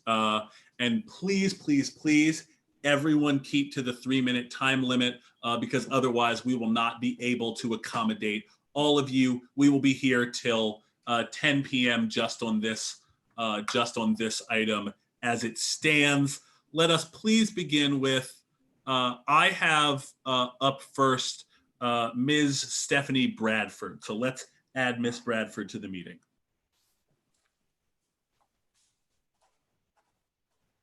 Thank you. I have a question about the way codes and rezoning work in the city.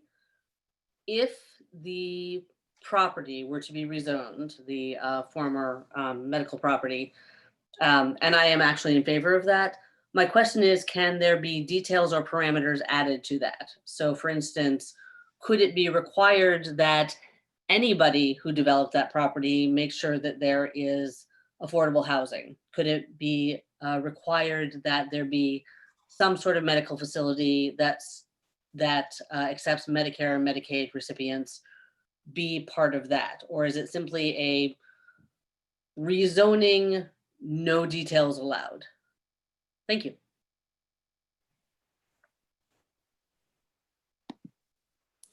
Thank you, Ms. Bradford. Next, Dr. Antonio Kalari. If Dr. Kalari could please be added to the meeting. Dr. Kalari, please.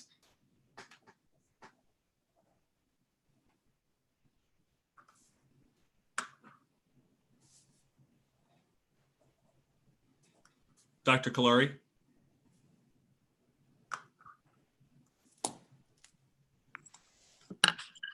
Can you hear me? We can now, yes. Okay, thank you. I speak to ask City Council to deny the UPMC rezoning petition when it's time to vote. The development proposal presented to City Council is subject to deep uncertainties, and I would ask Council to wait until these uncertainties have been removed before passing on the petition. First, the proposal, even if we take it at its face value, has absolutely no guarantees that the affordable housing promised will materialize. Whether it does would depend on grants and tax credits, which are not only not guaranteed, but also, given the political and economic uncertainties of our times, not even highly probable. The city has had experiences with promises and projects which have been undelivered. The internet service provision project remains unfinished and perhaps unfinishable. The Marriott project never delivered the share of profits it promised to deliver to the city. The need for affordable housing is too strong and acute for the project to rest on mere promises without guarantees. And as the record shows, promises made have not always turned out to be promises kept. Second, and still taking the proposal at its face value, I have heard that HDC used to exclude people on the basis of credit and criminal records. In 2020, we have all become more sensitive about the racial and economic injustices such practices would enact.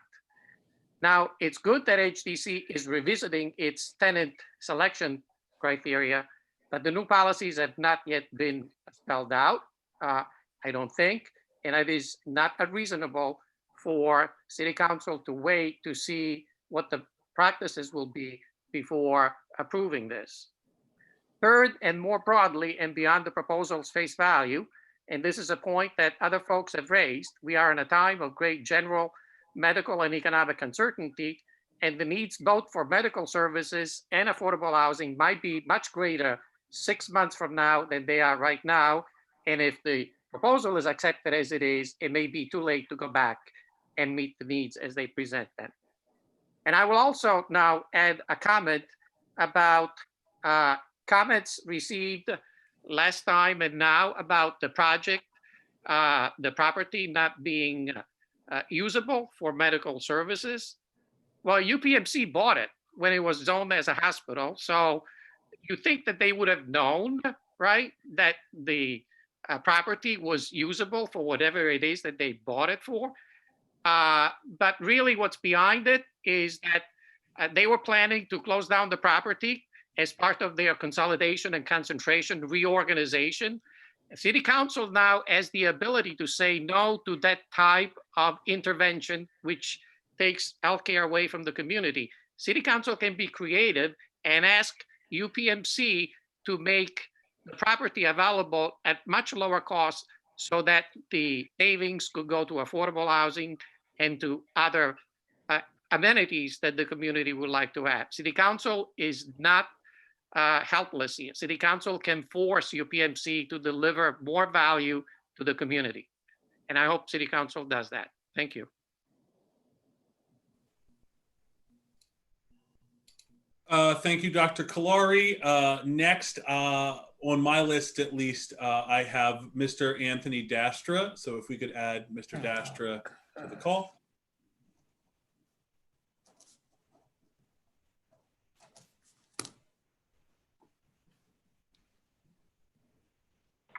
Hello, can everyone hear me? Yes, sir. All right, Tony Dastra, New Holland Avenue. So I'm speaking because I know that people in the community are protesting the rezoning, and I don't think that this is an issue that we should protest anymore or put our resources towards protesting, because UPMC has decided to abandon us. UPMC has decided that we aren't worth the investment, we aren't worth the money. So what we should be doing, instead of challenging this rezoning, we should be challenging not to even so much to stop the rezoning for LGH, but the public, I feel we need to be directing our attention towards that, because that is a medical provider who has decided that they want to stay committed to our community, and they have the opportunity to show us that. We need to be participating residents of the city, and while we are not completely content with the disappearance of UPMC from our environment, we should accept that they are gone. There are people that want to do something with the space. And even though I don't know how this redevelopment will go, fundamentally, I know that we will have a much better time in any future with this property being rezoned as mixed use. Same as with the other property in question for LGH, it should be rezoned, but in LGH's case, they're still present, they're still here for us to hold accountable. So I want to encourage my community to direct their attention towards that and do what we can to support this project so that it doesn't do any damages that we fear it may. Thank you, Mr. Dastra.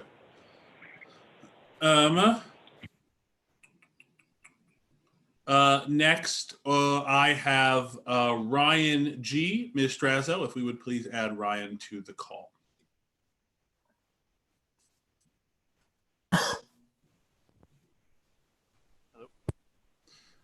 Hello, sir. Just, name, address you live on. Keep your comments to 3 minutes, please. Yep, my name is Ryan. I live on the 500 block of North Lime Street. I'm calling in today to talk about this rezoning project. When we talk about the need for affordable housing, we need to talk about the need for healthcare services in our communities. That if you've been paying attention to the trend over the last couple of years, the last decade, is the disappearance of rural hospitals across the country. Lancaster City is only serviced now by one hospital, and afterwards, after UPMC shut down, it's on increase in preventative deaths. And we, UPMC, like other commenters described previously, more or less strong-armed Pinnacle Health into purchasing multiple hospitals in the area with the purpose of later reconverting the real estate area from hospitals like the one in Lancaster into these development projects of which it'll make large amounts of money off. When we talk about economic feasibility, we talk about the need to make things financially feasible under the system that we live under.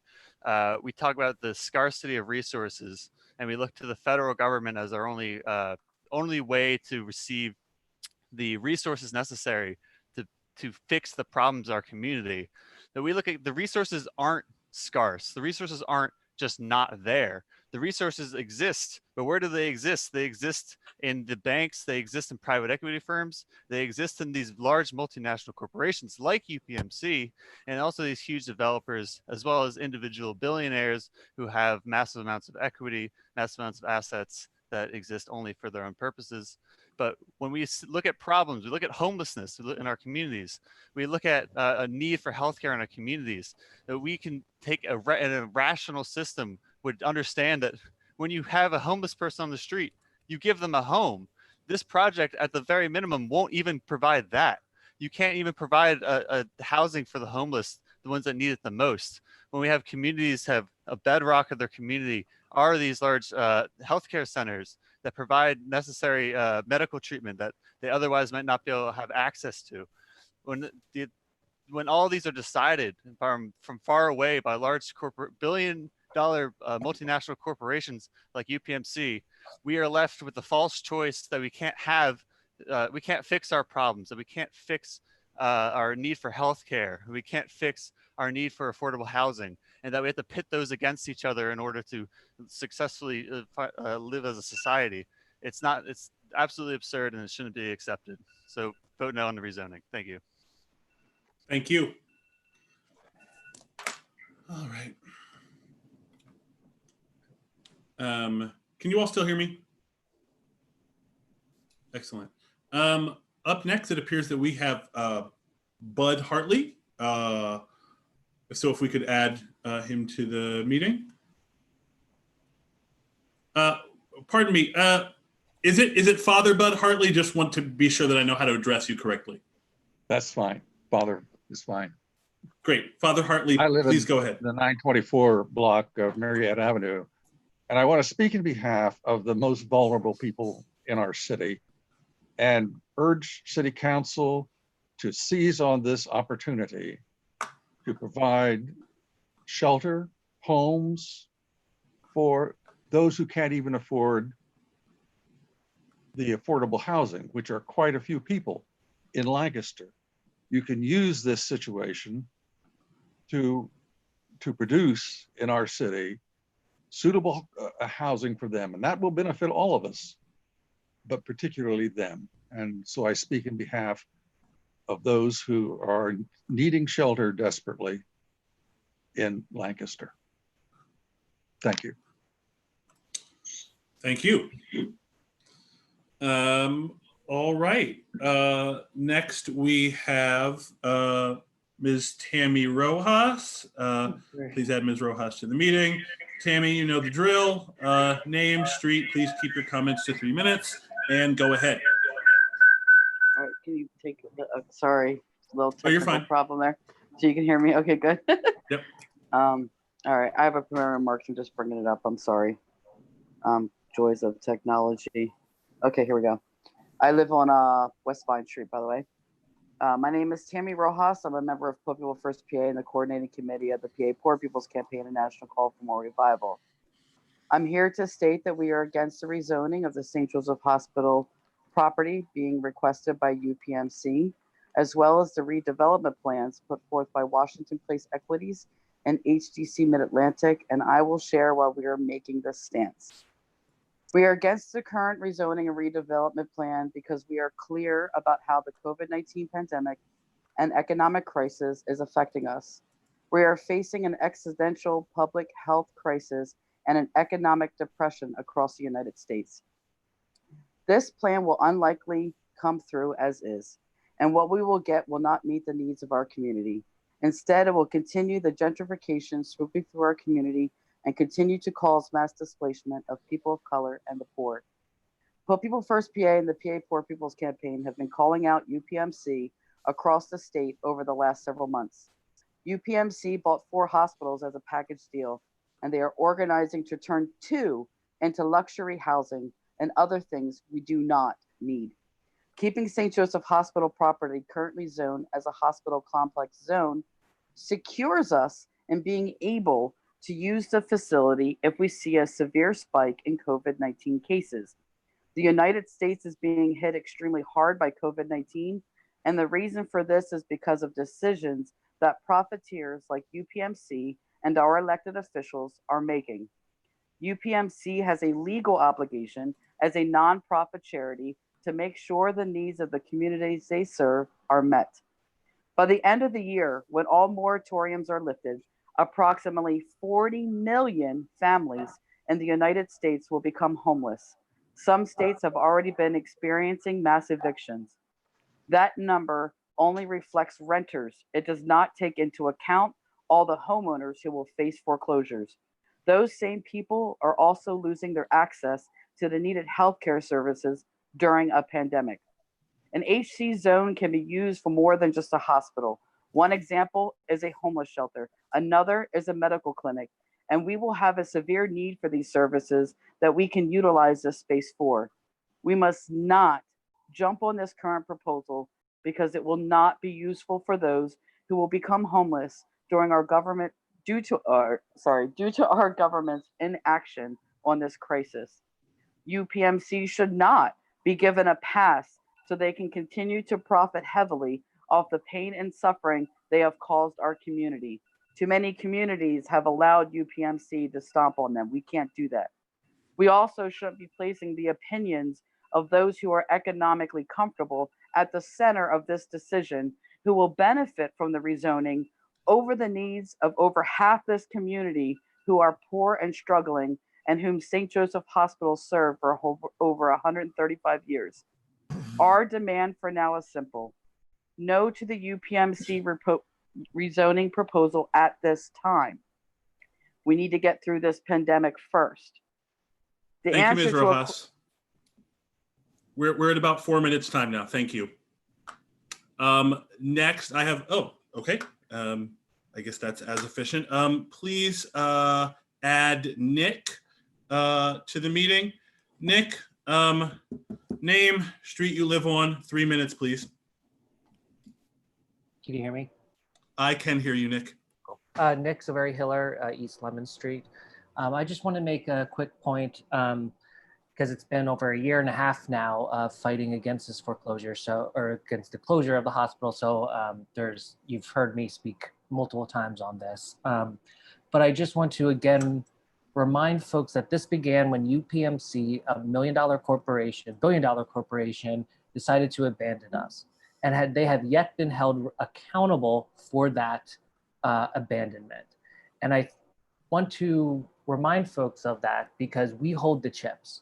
Throughout this whole time, we've been pushing and scaring UPMC that they would not be able to just buy up this hospital, flip it, sell it to a developer and make some profit, right? I mean, before the Planning Commission meetings back earlier this year, at the beginning of those discussions, we heard that the city council and city administration had no contact with any possible developers. The second meeting, all of a sudden there was all these plans and discussions with developers, right? UPMC is scared, right? That they're going to not be able to get away with this, and they will be held accountable for hurting our city, right? I also just want to point out as well that many folks on the city council ran on progressive values, right? You ran on progressive positions, and this is the fight that progressives should be involved in, right? Fighting against multi-billion-dollar corporations that want to hurt our communities, particularly those most vulnerable. And so this is where we can unite, where we can fight against these corporations that want to hurt us. So I call on you to vote against this, to hold them accountable, and fight for the real economic, social, and political change that we need in our city and society. Thank you.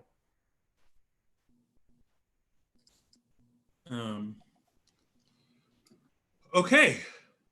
Thank you, Nick, first of all, for your comments. I did see Mr. Harris did send around the other institutional comments, which I did not read aloud. Having no other public comments, I will remind everybody that on Thursday, August 27th, there will be a public hearing on ordinance number 8, 2020, which is the amendment to the zoning ordinance or the rezoning of the site at 250 College Avenue from hospital complex to mixed use. That is what is that is what is on the agenda. That will proceed as follows. We will call the meeting to order. There will be a public hearing called within that meeting where in addition to the petitioner's presentation, there will also be evidence entered in, and then they will be subject in the hearing to questions from council, as well as open to questions from the public. That public hearing will then be closed. Then we will move into the legislative agenda of that meeting, which would be much like us voting on any other ordinance, where the ordinance change will be read again, and then there will be council comments and public comment, and then ostensibly a vote. So that is just the framework in which we are operating. I will remind everybody that is the opportunity to present evidence and to be heard, and again, encourage people to submit whatever they'd like to ahead of the meeting. Whether any of the three, I think, big options or three obvious options, a yes vote, a no vote, or tabling occur at that meeting, the result will be incredibly significant for our community and probably actually cannot be overstated. With that, we move to the rest of our legislative agenda. Somewhere here, there is a bill that's been feeling very lonely and neglected. Council Bill number 9, Mr. Harris. Yes, Mr. President. An ordinance of the City Council of the City of Lancaster, amending Chapter 55 of the Code of the City of Lancaster, Officers and Employees, Article 4, Council Section 5512, Rules and Regulations, Subpart C, Time of Meetings, to change the time of regularly scheduled meetings of City Council from 7:30 p.m. to 6:30 p.m., or such other times as may be approved by the majority vote of council, providing for the severability of the ordinance and providing that the ordinance shall take effect in accordance with Pennsylvania law. The title, Mr. President. Thank you, Mr. Harris. I'll hear a motion. Motion to approve. Second. This is a first reading. Oh, God. Right, Mr. Harris. Thank you. Come on, now. We forgive all of you. Well, Forgive us. so, yeah, here's the short version. We've been here for 2 hours and 20 minutes. We'll be here for probably at least another half an hour. And with recognition that these meetings are taking longer as we are pausing for public comment, interacting digitally, we thought it prudent to consider how we can keep these meetings from extending very far into the evening. For example, we have had meetings that have gone past 10 o'clock, past 11 o'clock, just in my 2.5-year tenure on council. So I'm introducing this for two reasons. One, because I believe, and other members of council and members of the public have mentioned that it would be easier for them if council meetings were earlier and did not stretch so late into the evening. And the other is this: if a series of unfortunate events should arise, as city law currently stands, council does not have the power to change the time of a meeting. We can drop a meeting, we can schedule a special meeting, but we cannot, even with the appropriate advertisement, change the regular meeting of council to any other time in any direction, even if we all unanimously vote on it without going and changing the city code. So I propose that we go and change the city code. So that's what we're talking about here. The current text of the ordinance reads 6:30, but I think, of course, the time is up for discussion, and this can be amended before it is voted on. Council comments. Just expressing appreciation for the work it takes to make this change. I think everything you said makes sense. This meeting is another demonstration of the fact that, you know, I'm really glad that there is so much public participation, and I think it benefits everyone. Most certainly, probably the least of which is us, but the folks that are attending these meetings, that they start earlier so that they end earlier. People have family lives, children, and so this is a good move. I appreciate you bringing this forward. I would echo Councilor Bakay. And I will echo that as well. I too will echo it. I think it's one of our responsibilities is to remove as many barriers as possible, and meetings running until 10, 11 o'clock is only posing an issue for people to be able to participate, which is their right.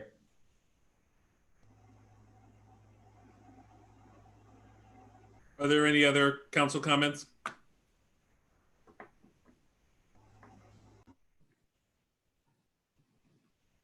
Okay, hearing none.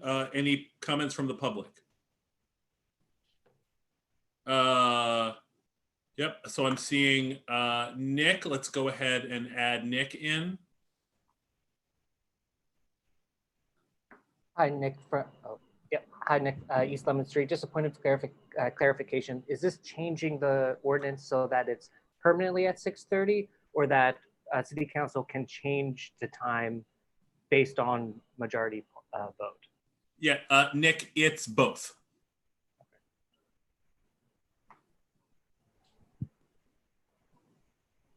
Could you clarify your answer, Mr. President? Yeah, I'm sorry.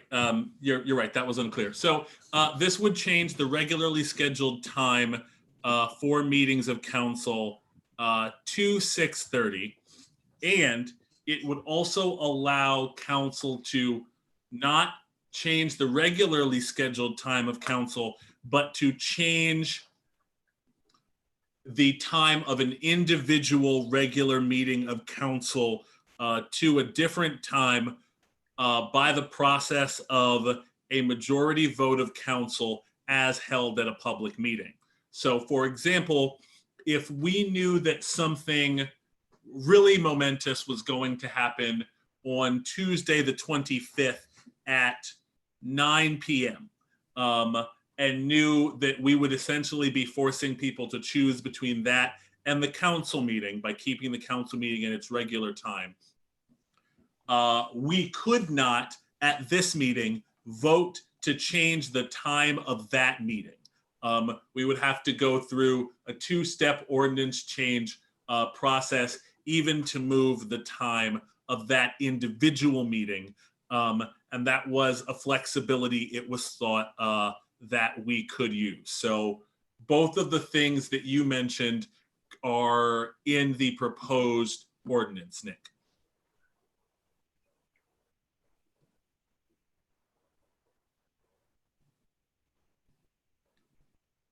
Nick, are you still there? Oh, am I still? Oh, I'm sorry. I did. Yes.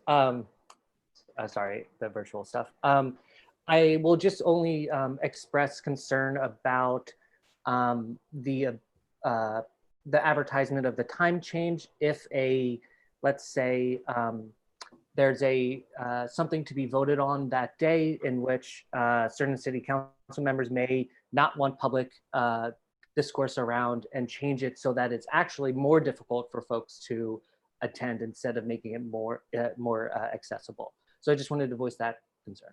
But no, that makes sense, Nick. I think the thinking is, and other counselors can express themselves. My thinking is that one, such a vote change is still requires a public majority vote, and that the advertisement requirements do not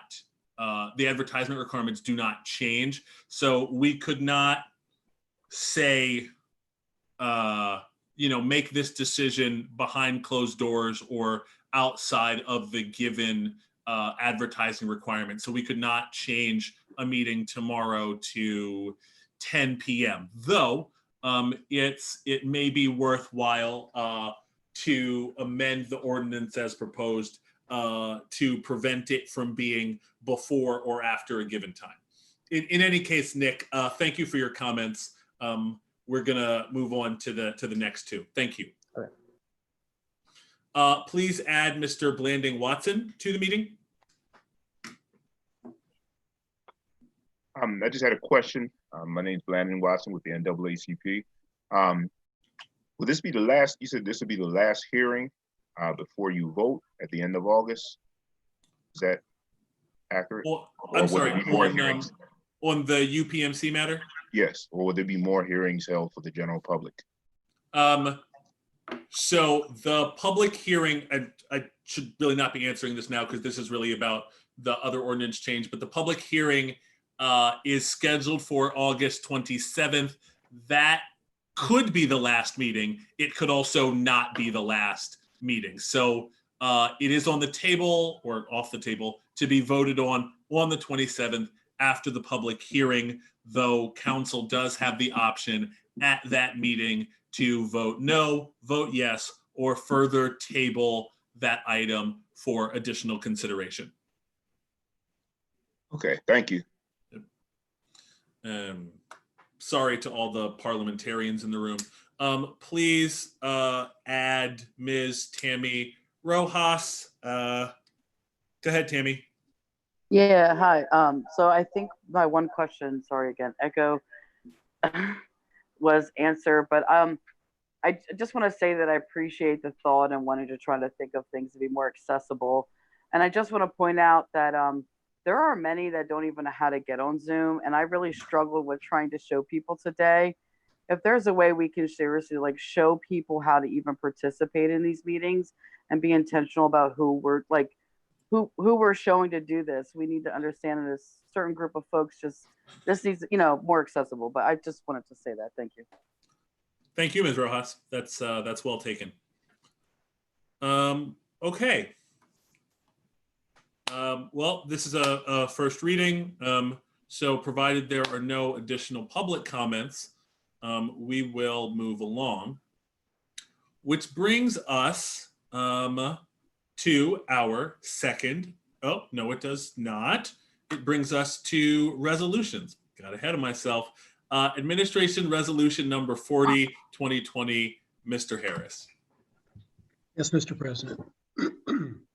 A resolution of the Council of the City of Lancaster authorizing the submission of an application seeking funding from the U.S. Department of Justice for the FY 2020 Burn Justice Assistance Grant Program.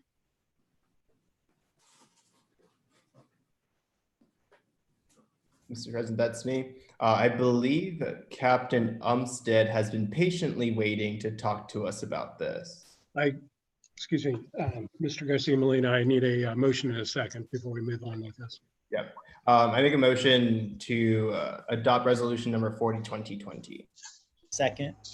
Thank you. We have a motion and a second. Councilor Garcia Molina. Can we add Captain Umstead to this call, Amber, please? Yep, he's in. Great. Hello.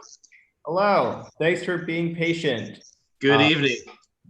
So could you walk us through the Burn Justice Assistance Grant a little bit? Yes. So we were approved once again for Burn Federal Justice Assistance Grant. And our intention this year is to, for the main request is to have a legal consulting team of legal experts review our policies and analyze all of our policies and make sure they are up to standards and up to accreditation standards, because one of the goals we have long-term is to become an accredited police department. And this would be an important first step to that. Obviously, that's one of the main things that accreditation looks at is your policies. Ours are in need of review. And this would be a 12 to 18 month process where they would analyze everything and review everything, make sure they were up to legal standards, moral standards, and in a format that is easily understood by our officers and easily applied. The quote we got was from the Daigle Law Group, which specializes in policy review, and it would be $30,000 to $35,000. The remainder of the grant, we are looking to purchase a new server for our digital evidence. That would be $2,400. And then again, what's left over after that, we would look to purchase additional laptop computers, 3 to 4 laptops for around $4,470. The only question that I have really, most of them were answered at committee meeting, is what really entails an accredited police agency? It is, there are state guidelines for that, and it involves numerous items where there are standards that are set for policy, there are standards for equipment, in that, you know, it has to be, certain criteria have to be met, that your equipment and your weapons and things have to be at a standard that meets the state guidelines. It is confusing because there are different accreditation agencies out there. There are, for want of a better word, like private accreditation. I think we would look at different options. I think the state accreditation is probably the route that we would pursue. And when you are accredited, it does open up more doors for potential additional grant money, for liability purposes. If a department is sued, the accreditation holds a lot more weight and is a helps in the defense of lawsuits and legal obligations. I really appreciate that. Mr. President, I don't have any other questions. If the rest of council has questions. Are there other council questions or comments?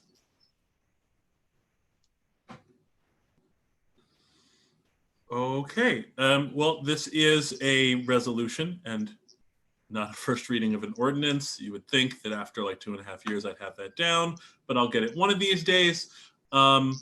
So I will ask if there are any comments from the public.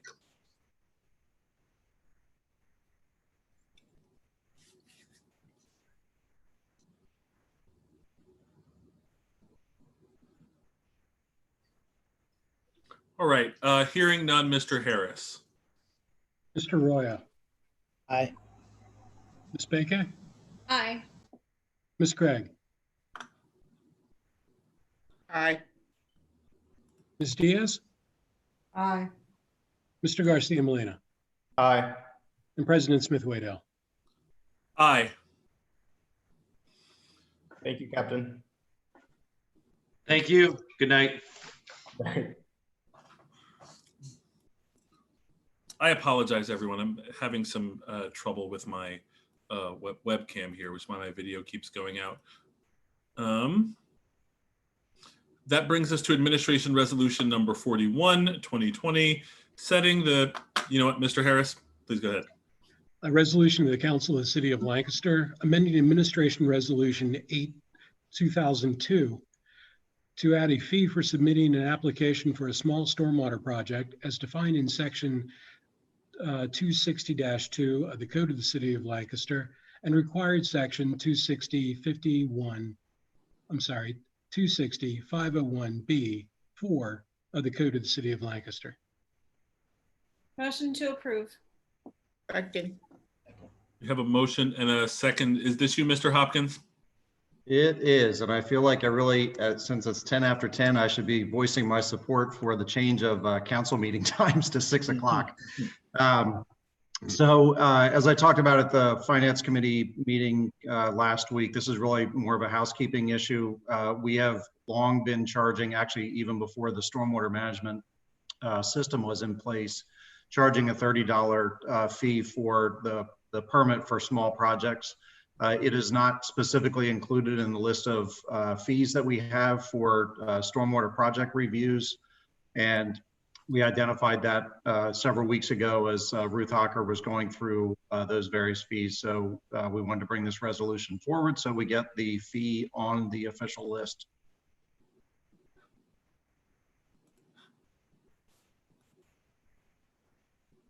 And that is all. Oh, okay. Easy as that. Are there any comments or questions from council? No, thank you for your patience tonight, Mr. Hopkins. Oh, no problem. I've been enjoying the discussion. And from the public?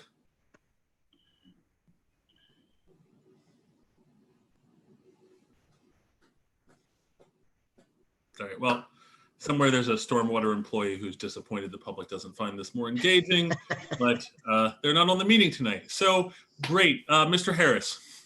Mr. Roya. Aye. Ms. Beke? Aye. Ms. Craig? Aye. Ms. Diaz? Aye. Mr. Garcia Molina? Aye. And President Smith-Waddell? Aye. And that, ladies and gentlemen, concludes our legislative agenda. Because I think it's going to go ahead and address some things that we may end up hearing in public comment, I am going to actually go ahead and ask the mayor's office to give the report of the mayor now. Very good. Thank you, Council President. I'm afraid my report, while last on the agenda, is a long one, and so my apologies in advance. On June 5th, I stood before many of you to share commitments to advancing racial equity following a week of protests. Tonight, I'd like to share an update with Council and the public about how the City Administration is advancing these commitments. It is important for me to acknowledge the peaceful demonstrators who have been on the streets this summer in the largest civil rights movement our country has ever seen. The pain, anger, fear, frustration following the murder of George Floyd continues to fuel a reckoning with ignorance and lethargy. This moment is demanding us to keep meeting our community, hearing concerns, and working together towards continued trust building and public safety. I believe it is the responsibility of those of us in power, with power, to reflect on and continuously work to ensure appropriate use of that power. We can and must do better as a nation, as a state, as a city. As your mayor, I feel this responsibility keenly. Additionally, it is also important to recognize and acknowledge the members of the Community and Police Working Group, which was formed 2 years ago. They have devoted countless hours to crafting strategies around improving race relations, recruitment and hiring processes, and community engagement. Later this month, the strategic plan this group finalized nearly last Saturday will be shared with the community and police working group on our webpage, where community members are encouraged to review the plan and offer their feedback. I also want to acknowledge the officers and employees of the City of Lancaster Police Bureau. This is one of the most trying seasons of your lives and your profession. I know many of you got into this work to protect and serve. I'm proud of the work that we've done together over the past 2 years to make our city stronger and safer. Best practices in use of force, de-escalation training, and your idea to hire a police social services case manager, to name but a few. Counselors and the public, as you know, this work requires balancing the needs, demands of many different stakeholders, and it is not a linear equation.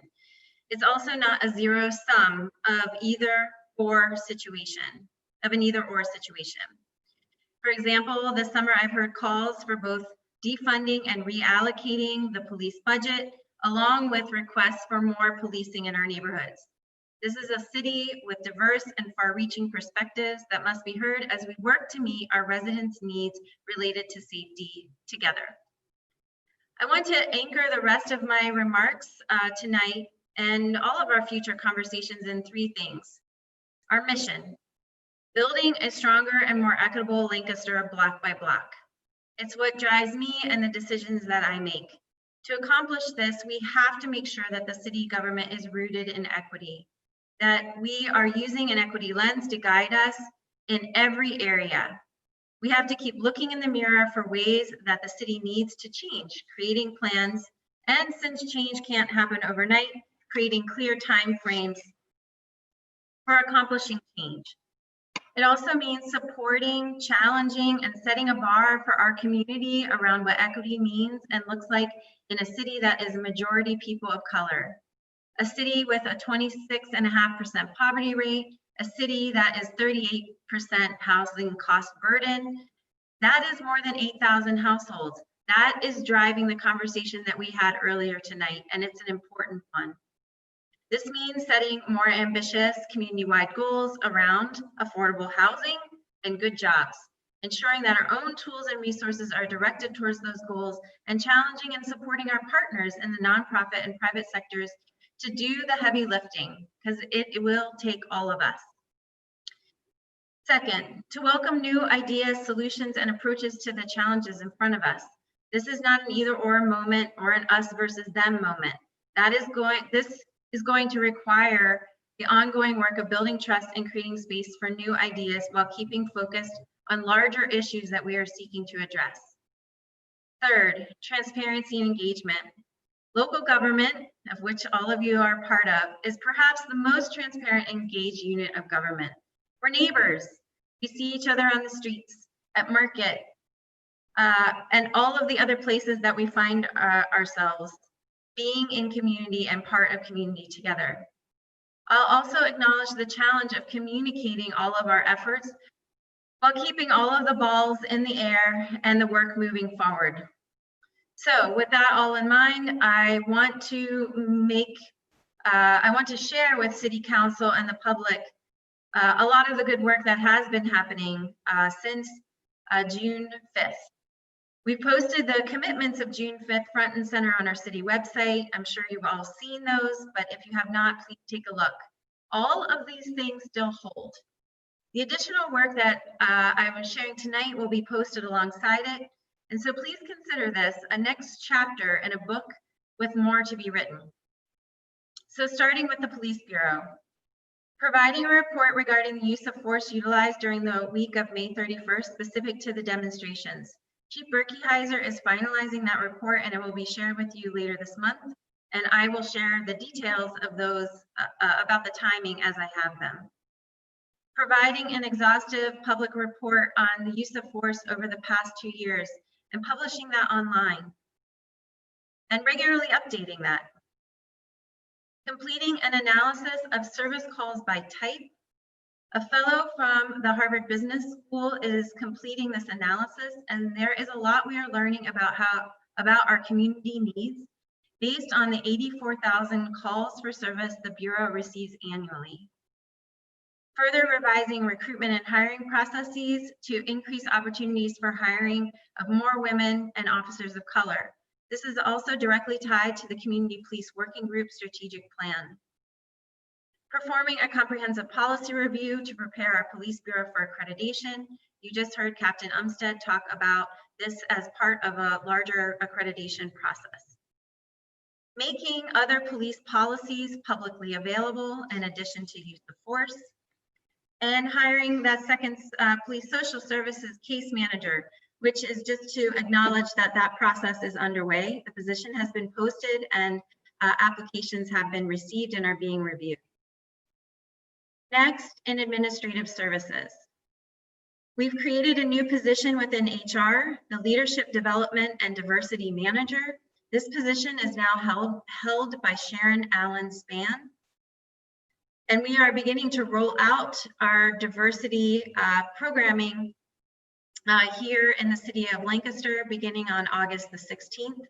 This is an evolving, far-reaching effort that goes well beyond merely training staff on racial equity, inclusion, implicit bias, and all of the other topics that are associated, but goes to the heart of approaching our work, all of our work, through an equity lens.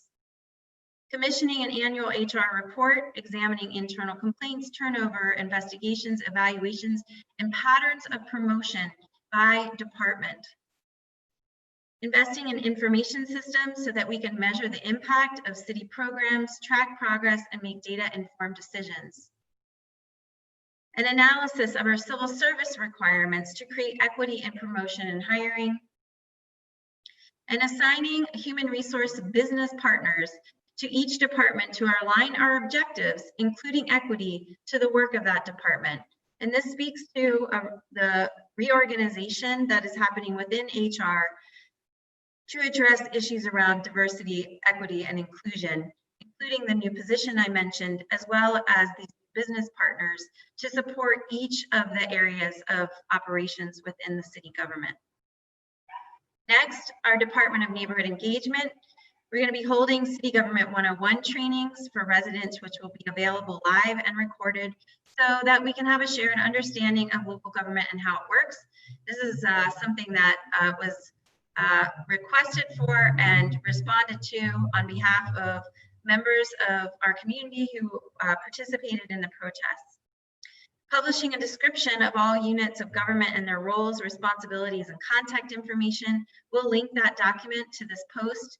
Much of the change we seek collectively sits at other levels of government, and we need to all understand how those efforts work in combination with the work that we as city government officials are carrying forward. Next, community planning and economic development. We have allocated the majority of the city's CARE Act Community Development Block Grant and Emergency Services Grant discretionary funding to housing, eviction prevention, utility assistance, and homelessness supports, almost $1 million in the past few months. This is part and parcel of work that Susanna Thorson and others presented to council, I believe, in May. The update here is that we have an almost $1 million as part of a second round of funding that will be allocated, and that is work that we are undertaking right now. We are going to continue to work with individuals who are experiencing homelessness, Lanco My Home, which is formerly the Coalition to End Homelessness, and other partners to discern the allocation of these additional resources, in partnership and combination with the additional resources that have been provided to the county as well. You'll recall that these funds that the city received are, the county also received funds, larger amounts of funds, and we are trying to pair these together to advance the interdisciplinary work that's happening to address homelessness in our city right now. prioritizing equity in city loan funds, which goes to the heart of what kinds of businesses we are supporting and addressing, specifically businesses that are women of color, persons of color led, as well as women-owned businesses. We've changed the long-time redevelopment authority of the City of Lancaster's deed restrictions on property sales to focus on affordability. And we are commissioning an external report on affordable housing supply and demand to really understand what we're up against and to be able to articulate more clearly to our state and federal elected officials the needs that exist within our community. Commissioning an internal report on landlord performance on housing quality and safety, which is in keeping with a long sought after gains to ensure the quality of our housing, and supporting an affordable housing summit. These encompass the internal activities that we are picking up and carrying forward through this lens of equity as a direct result of the conversations that we have been having internally and externally, and as a result of the protests the week of May 31st. Externally, I'd also just like to note that we are in the process of supporting the realignment of the Coalition to Combat Poverty, Lancaster Equity, and the Lancaster City Alliance and their respective plans to prioritize and elevate equitable economic development citywide with a focus on affordable housing and workforce development. And continuing to support an interdisciplinary effort involving Lanco My Home, County Behavioral Health and Development Services, County Drug and Alcohol, and others to ensure that those experiencing homelessness in Lancaster City have increased access to safe accommodations, safe day and night shelters, and access to supportive social services. And there are significant changes that are happening right now. And just anecdotally, I will tell you that today was the first day that we had, that the county had resources out in Binns Park to support direct connection to services. And we appreciate the county increasing and stepping up efforts to meet the needs of the individuals in Binns Park at this time. As I close, I want to make sure to note that where we face limits to what can be done at this level of government, it doesn't mean that the work stops. It means that we continue to work to elevate those issues to ensure that our colleagues at the county and in Harrisburg and in Washington, D.C. are working toward equity with the same commitment that we are. I'm honored to have this opportunity to serve as mayor at this moment in our history and to be on this journey with each of you. Thank you, city councilors. That's my report, Mr. President. Thank you, Mayor, for that extensive report. Okay, buckle up. We're still here. We now move into the second public comment period. This is specifically for items not on the agenda, or yes, not on the agenda, and persons who did not previously call ahead to address said items. So the rules remain the same. Please begin with your name, the street that you live on, and keep your comments to 3 minutes. I see one. Ms. Strazo, would you add Mr. Matthew Rosing to the meeting?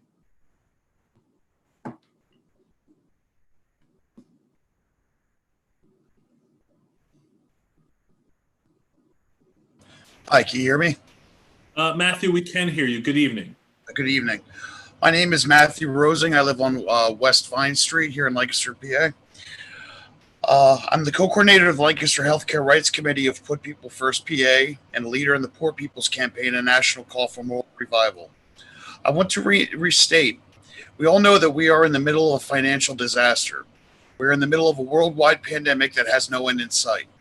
Prior to COVID-19, authors of the poverty report by the leaders in the Poor People's Campaign last year showed Lancaster County has a 28% poverty rate, and deeper research showed Lancaster City has a poverty rate of about 50%. We're expecting it in the next few months that homelessness will rise by 40 million families once rent moratoriums are lifted. That number is just renters. It does not include homeowners who are unable to pay their mortgages. We must look to our people now more than ever. The poor and dispossessed have been rejected by the system of oppression we live under. The homeless are criminalized on a daily basis just because the state finds them to be a nuisance. Despite the system the state governs that creates homelessness, they are brutalized repeatedly just trying to attend to their basic human needs. They are locked in a facility, Lancaster County Prison, in inhumane conditions that have led to the death of 3 inmates in the last month and a half.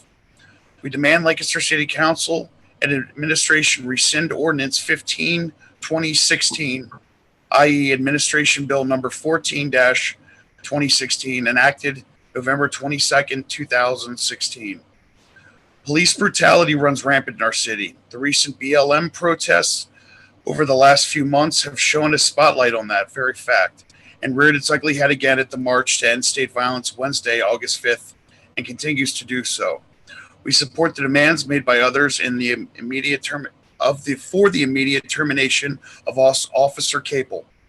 We demand that the police stop targeting those who are raising their voices for change. We demand all other forms of state violence to stop as well, which includes gentrifying and much needed medical resource away from our community during a global pandemic. Lack of health care is state violence. Homelessness is state violence. Militarized abusive police is state violence. We are calling on you to do the right thing. Once the hospital complex is rezoned, it's gone forever. Don't hurt this community anymore by putting corporate greed over the people. Lancaster has been touted as being a welcoming city, refugee capital of the country, and we have the most diverse city council in city council history. You keep saying these things. We are in this together. But honestly, to the diverse group of poor and dispossessed people in our community, it sounds like nothing more than slogans you use to push your neoliberal agenda. Thank you. Thank you, Matthew.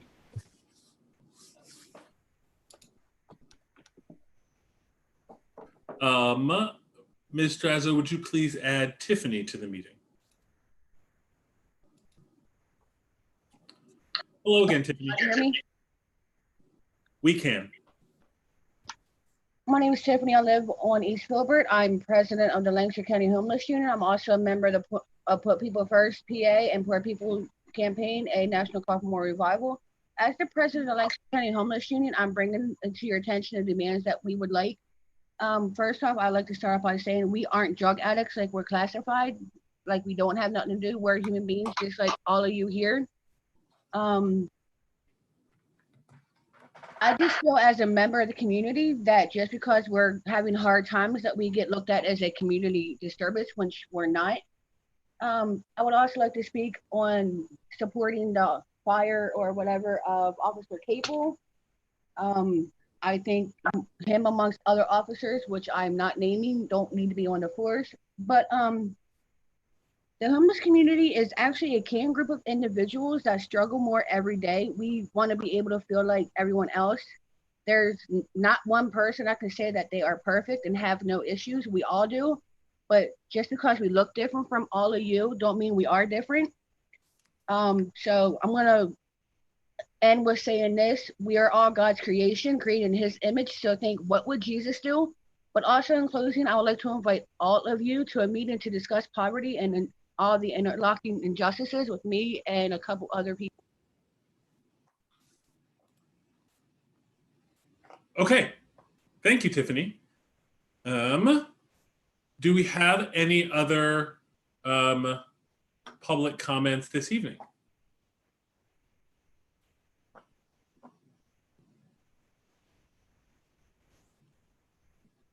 Okay. Wow. What a meeting, y'all. And thank you everybody for sticking in, for making your voices heard, and for willing to be engaged on that level. I don't really per se have a report as the president of council, and it's 10:30, so I will keep from unnecessary exposition.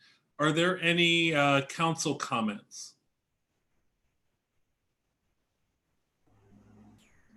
All right. Well, in that case, thank you all for sticking in, and that includes everybody watching. And I would hear a motion to adjourn. Motion to adjourn. Second. We have a motion and a second. All in favor?